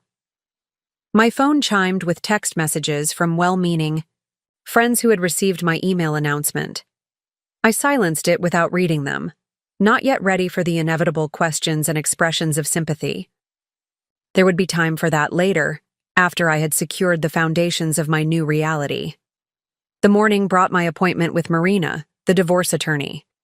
Her office occupied a converted Victorian house downtown, the interior surprisingly modern behind the historic facade. Like me, she wasted no time on pleasantries beyond minimal courtesy. In an uncontested divorce, assuming both parties are cooperative and finances aren't overly complex, we can potentially complete proceedings within 3 to 6 months, she explained, reviewing the documents I had brought. Texas is a community property state, which simplifies division of assets acquired during marriage. I nodded, having researched this thoroughly during my flight home. Sebastian has agreed not to contest anything. I believe he'll sign whatever is reasonable. Marina's expression remained neutral, but her eyes sharpened. In my experience, guilt makes people agreeable initially, but that can change as proceedings advance. Let's prepare as though this will remain amicable while protecting your interests, if it doesn't. We spent the next hour outlining strategy, the house sale, division of investment accounts, including addressing the money Sebastian had diverted, retirement considerations, and tax implications. By the time I left her office, the abstract concept of divorce had transformed into a concrete sequence of legal steps, each with its own timeline and requirements. From Marina's office, I drove directly to my school for the meeting with Principal Wallace about the department chair position. The familiar campus provided an odd comfort. a part of my life that had remained unchanged despite the upheaval in my personal world. Frankly, we never filled the position after you declined, Wallace admitted as I sat across from him in his office. We redistributed responsibilities temporarily, but the department needs dedicated leadership. Your timing is actually perfect. I outlined my vision for the psychology department, expanded AP offerings, research partnerships with local universities, interdisciplinary collaboration with the science and humanities departments. As I spoke, I felt a growing enthusiasm that had nothing to do with distraction from personal problems and everything to do with genuine professional passion that had been simmering, unattended, for too long. The position would start officially next term, but we'd like you to begin transitional planning immediately, Wallace said as our meeting concluded. Would that timeline work for you? It's ideal, I replied, realizing the synchronicity of this professional opportunity aligning precisely with my personal recalibration. I have a lot of changes happening right now, focusing on building something. Positive feels exactly right. Driving home, I was struck by how differently I navigated the familiar streets of Austin, not as Sebastian's wife returning to our shared home, but as Kara the educator, the soon-to-be department chair, the woman, reclaiming her independence. The subtle shift in identity felt fundamental, as though I were not just changing circumstances but evolving into someone new, yet authentically me. That evening, as twilight transformed the house with gentle shadows, I sat on the back deck with a glass of wine, looking out over the garden we had planned together. Tomorrow would bring more meetings, more decisions, more steps toward disentanglement. But tonight, in this moment of transition between ending and beginning, I allowed myself to acknowledge both the loss of what had been and the promise of what might yet be. The journey from devastation to determination wasn't complete. Grief still waited in quiet moments. Questions still surfaced in the night. But I was moving forward with purpose now, each step taking me further from betrayal and closer to a life redesigned according to my own blueprint. 2 weeks after my return from Bali, the practical mechanisms of dismantling a marriage were well underway. The house had been listed with Rosie and had already attracted several interested buyers. Marina had drafted separation agreements that now awaited Sebastian's signature. My new role as department chair had been officially announced to the faculty, generating congratulatory emails and invitations to celebratory dinners I wasn't yet ready to accept. On the surface, I was functioning with remarkable efficiency, meeting deadlines, making decisions, responding appropriately to the concerned, inquiries of friends, but beneath this productive exterior, emotional resolution remained elusive. Despite understanding the factual reality of Sebastian's betrayal, some part of me still struggled to fully grasp the scope of his deception. The man who had shared my bed, my home, my future plans, had he ever truly existed? Or had he always been a carefully constructed fiction? I needed to see him one more time, not to attempt reconciliation or even to seek additional explanations, but to observe him, with my newly calibrated perception, to confirm for myself that the man I had married and the man who had betrayed me were indeed the same person. The opportunity came unexpectedly, through a text from Eric, Sebastian's assistant. Thought you should know, Sebastian's presenting. The Singapore project at the Central Library tonight. Public lecture. Starts at 7. The message carried no judgment or suggestion, just information offered as a courtesy. I sat with it for several hours, initially dismissing the idea of attending, then gradually recognizing it as the opportunity I hadn't realized I was waiting for. By 6:45 that evening, I was seated near the back of the library's event space, positioned where I could observe without being immediately visible. I had dressed with deliberate neutrality, neither the polished professional look Sebastian was accustomed to seeing me in at his firm events, nor the casual comfort of our home life. Just another anonymous attendee among the scattered audience of architecture students, industry professionals, and civic-minded citizens. At precisely 7, Sebastian walked onto the small stage. He looked thinner than when I'd last seen him in Bali, the cut of his suit slightly looser across the shoulders. His presentation material was impeccably prepared. The architectural renderings of the Singapore project displayed with the perfect balance of technical detail and aesthetic appeal that had always characterized his professional work. As he began speaking, I studied him with the detached interest of an anthropologist observing a subject from another culture. His mannerisms were exactly as I remembered. The slight gesture with his right hand when emphasizing key points, the measured pace of his explanations, the self-deprecating humor inserted strategically to engage the audience. This was the Sebastian I had known, the skilled professional whose passion for his work had been one of the qualities that attracted me to him initially. Yet, as I watched, I noticed subtle indicators I might have missed before, or perhaps chosen not to see. The careful compartmentalization that had allowed him to maintain his double life was visible in how completely he inhabited this professional persona, with no hint of the personal turmoil surely affecting him. The charm he directed toward audience members during the Q&A session carried the same practiced quality that I now recognized had characterized many of our own interactions. Most revealing was the moment when someone asked about the project's timeline, and Sebastian provided a detailed answer that neatly obscured the actual delays and problems I knew the project had encountered. It wasn't that he was lying exactly. He was presenting a curated version of reality, one that served his purposes and maintained the impression he wished to create, just as he had done throughout our marriage. The realization settled over me with surprising gentleness. There was no shock, no renewed pain, just clarity. The Sebastian I had married and the Sebastian who had betrayed me were indeed the same person. The distinction existed not in him, but in my perception, in my willingness to see the whole truth rather than the partial reality I had accepted for years.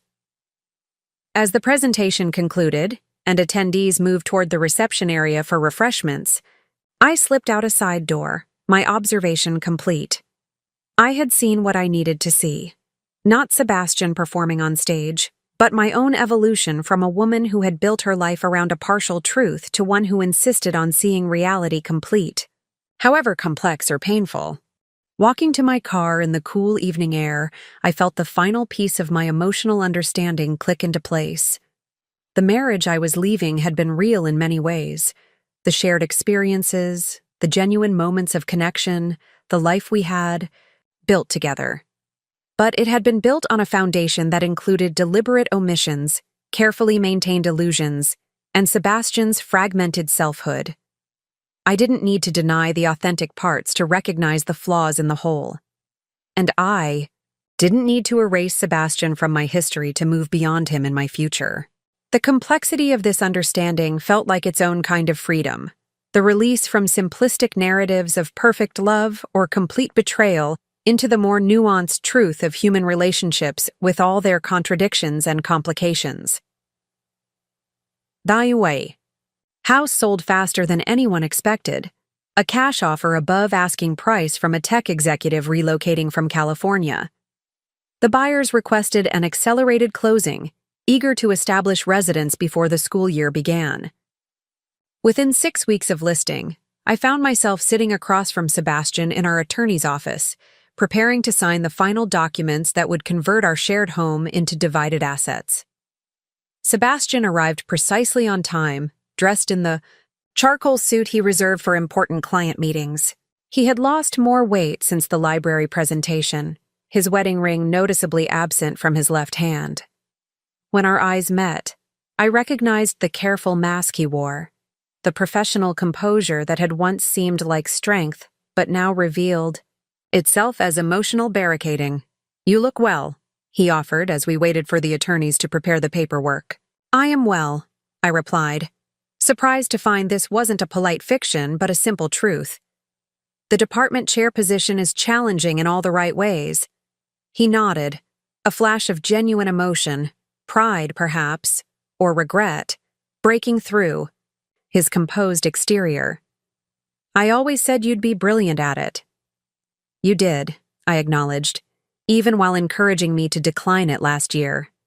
The observation wasn't delivered with bitterness, merely stated as fact. Sebastian flinched slightly nonetheless, the contradiction between his words and actions exposed in this small example of our larger dynamic. Our attorneys entered before he could respond, carrying folders of documents requiring signatures. We worked through them methodically: property transfer forms, asset division agreements, tax implications acknowledgments. The mechanical process of legally severing our connection proceeded with unexpected ease, the signatures accumulating page after page until we reached the final document. This completes the property settlement, Marina explained. Once filed, these transfers are irrevocable. Do you both understand and agree to these terms? I do, I said, the phrase that had once bound us together now serving to release us from each other. Yes, Sebastian agreed quietly. As the attorneys gathered the signed documents, an awkward silence descended. The liminal space between married and separated, between the life we had shared and the distinct futures awaiting us. In this suspended moment, I felt a sudden need to speak the truth that had been crystallizing since watching Sebastian's presentation. I want you to know something, I said, my voice low enough that only Sebastian could hear. I don't regret our marriage. He looked up sharply, surprise evident in his expression. You don't? No. It wasn't what I thought it was, and it couldn't continue after what happened. But I won't pretend those 8 years meant nothing, or brought me nothing of value. Sebastian's carefully maintained composure wavered, genuine emotion breaking through the professional veneer. I don't deserve your generosity. It's not generosity, I corrected. It's honesty. And something else I've realized. Your behavior wasn't about me. It never was. Your choices reflected your own internal struggles, not my worth or value. His eyes filled unexpectedly with tears, the first authentic vulnerability I had seen from him since our confrontation in Bali. I've started therapy, he said, his voice unsteady. Twice weekly, it's difficult, facing myself without compartmentalizing. Good, I said simply. That's important, for you, not for us. There is no more us. He nodded, accepting this finality without protest. Kara, Don't, I interrupted gently. Don't make promises about changing or becoming someone different. We both know restoration isn't possible, and I'm not looking for it anyway. I'm moving forward, Sebastian. I hope you find a way to do the same. The attorneys returned with copies of our signed documents, breaking the intensity of the moment. We completed the remaining formalities with professional courtesy, shaking hands with our respective legal representatives as the meeting concluded. Outside the building, standing on the sun-baked sidewalk of downtown Austin, Sebastian and I faced each other one final time, not as husband and wife, not as betrayer and betrayed, but simply as two people whose lives had been profoundly entwined and were now deliberately separated. I wish you well, Sebastian, I said, meaning it despite everything. I truly do. He studied my face, perhaps searching for the wounded woman who had confronted him in Bali. Instead, he found someone transformed, not healed completely, not untouched by pain, but fundamentally reconfigured by the journey through betrayal to self-reclamation. You're going to thrive, he said finally, a statement rather than a wish. You already are. Without embracing, without further declarations, we parted. Sebastian toward the parking garage to the north, me toward my recently purchased condominium several blocks south. The physical distance between us expanded with each step, mirroring the emotional separation that had begun months earlier in a luxury resort halfway around the world. Walking away, I realized that this, not the dramatic confrontation in Bali, not the revelations that followed, was the true resolution of our marriage. Not forgiveness exactly, but something equally powerful. The conscious release of anger, the acknowledgement of complex truth, and the freedom to carry forward only what served the life I was now creating for myself. 3 months after the house closing, my new life had begun taking recognizable shape. The condominium downtown, a modern one-bedroom with floor-to-ceiling windows overlooking the Capitol, felt increasingly like home, decorated according to my preferences without compromise. The department chair position had fully engaged my professional focus, bringing challenges that stretched my abilities and rekindled academic passions long subordinated to maintaining our marriage. I had begun cautiously reconnecting with friends, accepting dinner invitations, and occasionally hosting small gatherings in my new space. These social reintegrations sometimes felt awkward, friends uncertain whether to mention Sebastian, conversations occasionally stalling when marital topics arose, but gradually a new normal emerged. I was no longer defined primarily as half of a couple, but recognized as myself. Kara, educator, department chair, woman rebuilding her life with intentionality and purpose. The divorce proceedings continued moving forward without complications. Sebastian had remained true to his word, contesting nothing, signing documents promptly, maintaining appropriate boundaries in our limited communications. Our lawyers handled most interactions, keeping our direct contact minimal, an arrangement that served us both. On a crisp October morning, I was reviewing curriculum proposals in my campus office when my assistant announced an unexpected visitor. Avery Williams. My initial instinct was refusal. What possible purpose could this meeting serve? The betrayal had been acknowledged. The marriage ended. The consequences allocated. Reopening communication with the woman who had participated in Sebastian's deception seemed unnecessarily painful. Yet curiosity prevailed. Perhaps it was the educator in me, always seeking complete understanding, or perhaps the emotional distance I had achieved made confrontation less threatening. Whatever the reason, I found myself nodding. Send her in. Avery entered hesitantly, noticeably different from the confident attorney I remembered. She wore a simple black dress that seemed deliberately understated, her typical statement jewelry absent. The woman who had once commanded attention in every room now seemed to be attempting invisibility. "Thank you for seeing me," she said, remaining, standing until I gestured toward the chair across from my desk. "I wasn't sure you would." "Neither was I admitted. "Why are you here, Avery?" She placed a manila envelope on the desk between us. "There's something you should know, something I discovered after Bali." My stomach tightened at the mention of Bali, but I maintained my composure, waiting for her to continue. "Sebastian wasn't truthful with either of us," she said, her voice steadier now.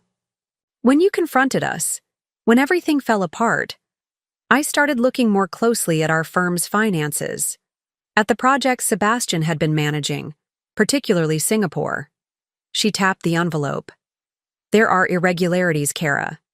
Significant ones: money transfers to offshore accounts, project funds allocated to non-existent contractors. The Singapore client complaints weren't manufactured. They had legitimate concerns about financial mismanagement." I stared at her, processing this unexpected revelation. "Are you saying Sebastian was embezzling from the firm?" Avery nodded grimly. "I believe so. I've been building a case internally, quietly. The evidence suggests he's been diverting funds for at least 2 years, possibly longer." "Why tell me this?" I asked, genuinely perplexed. "We're divorced. His financial improprieties are no longer my concern." "Because some of those funds may have been commingled with your joint assets," she explained. "The house sale, investment, accounts. If any of that money was connected to these activities, you could potentially face legal exposure. I wanted to warn you, give you time to protect yourself." The irony was almost painful. Avery, who had participated in betraying me, personally, now acting to protect me professionally. I studied her face, searching for hidden motives or manipulations, but found only what appeared to be genuine concern. Why would you help me? I asked directly. After everything that happened? Avery's professional composure cracked slightly, revealing unexpected vulnerability. Because I owe you that much, at least. What happened between Sebastian and me? It wasn't what I thought either. He was manipulating both of us, Kara. Differently, but effectively. She hesitated, then continued with visible effort. After you found us in Bali, after you left, Sebastian revealed things, plans he had made, promises about our future that contradicted commitments he'd made to you.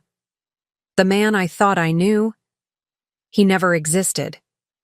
The parallel to my own realization was striking. Both of us deceived by Sebastian's compartmentalized personas, each shown only the version of himself that served his purposes. I'm not asking for forgiveness, Avery clarified. I don't deserve it. But I couldn't let you be blindsided again, potentially face legal consequences for actions you knew nothing about. I opened the envelope, scanning the documents inside. Financial records, transfer confirmations, email exchanges with subtle but unmistakable indications of deliberate misappropriation. The evidence appeared compelling, suggesting a level of calculation that exceeded even my revised understanding of Sebastian's character. Have you taken this to the authorities? I asked, closing the envelope. Not yet. I wanted to speak with you first, give you time to consult with your attorney about protecting your position. I nodded, acknowledging the unexpected consideration in this action. Thank you for bringing this to me. I'll have Marina review everything immediately. Avery stood to leave, then paused, seeming to wrestle with something more to say. Kara, I know it doesn't change anything between us, but I am truly sorry. Not just for Bali, but for the years of friendship I betrayed. I met her gaze directly. You're right, it doesn't change anything, but I appreciate the warning about this. I gestured to the envelope. It seems neither of us really knew him after all.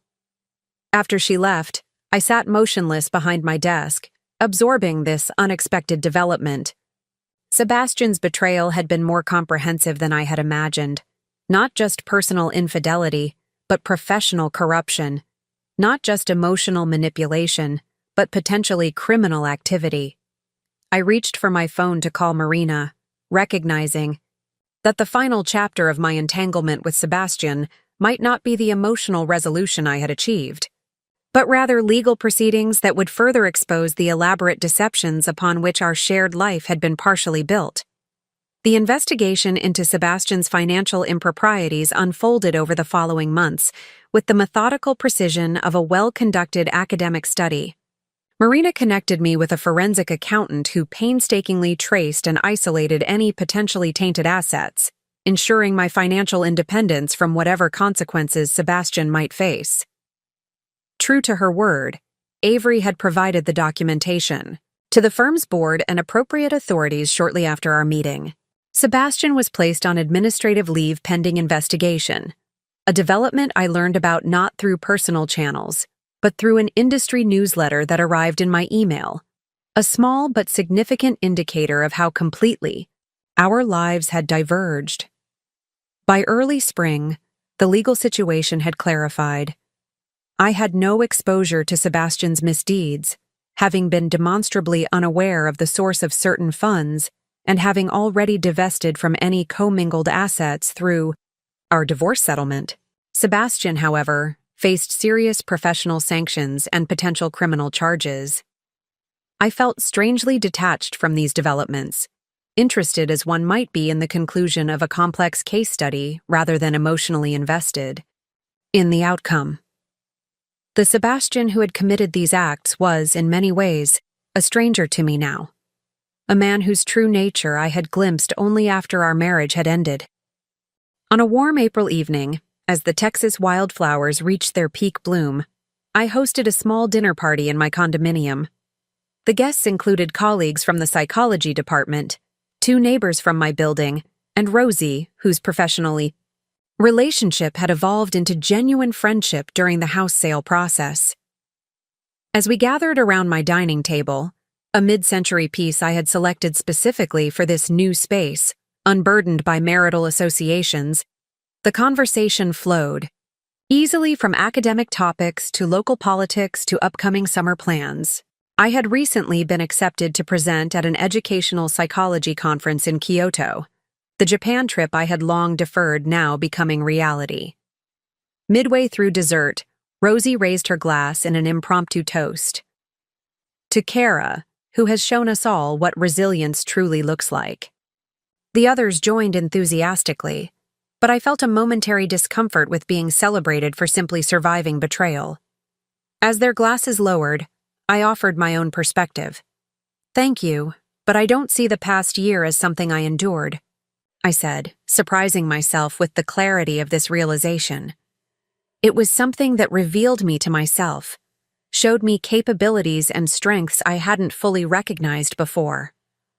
Looking around at these people who knew different facets of my story, some who had witnessed my marriage, others who had entered my life only after its dissolution, I felt a profound sense of integration.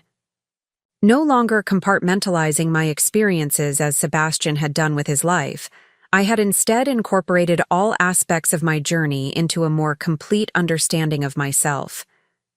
Later, after my guests had departed and I stood alone on my balcony, watching the city lights, I reflected on the transformation of the past year. The pain had not disappeared entirely. Grief for what I had believed my marriage to be still occasionally surfaced in quiet moments. But that grief no longer defined me or limited my forward movement. The woman who had flown to Bali seeking answers had found something more valuable than mere truth about her husband's betrayal. She had discovered her own capacity for resilience, for growth, for building a life designed not around another person's expectations, but around her own authentic values and aspirations. The story that had begun with devastating betrayal had evolved into something unexpected, not a tragedy of loss, but a narrative of reclamation, of self, of purpose, of possibility. Whatever the future held, I would meet it not as Sebastian's betrayed wife, but simply as myself, Kara, complete and continuing to evolve, carrying forward the wisdom hard-won through betrayal, but not defined by it. As the spring breeze carried, the scent of blooming trees from the Capitol grounds below, I smiled at the symmetry of new growth emerging from winter's necessary endings, nature's reminder that transformation often requires disruption, and that what follows can be more authentic, more vibrant, and more truly aligned with one's essential self than what came before. Up next, you've got 2 more standout stories right on your screen. If this one hit the mark, you won't want to pass these up. Just click and check them out. And don't forget to subscribe and turn on the notification bell so you don't miss any upload from us.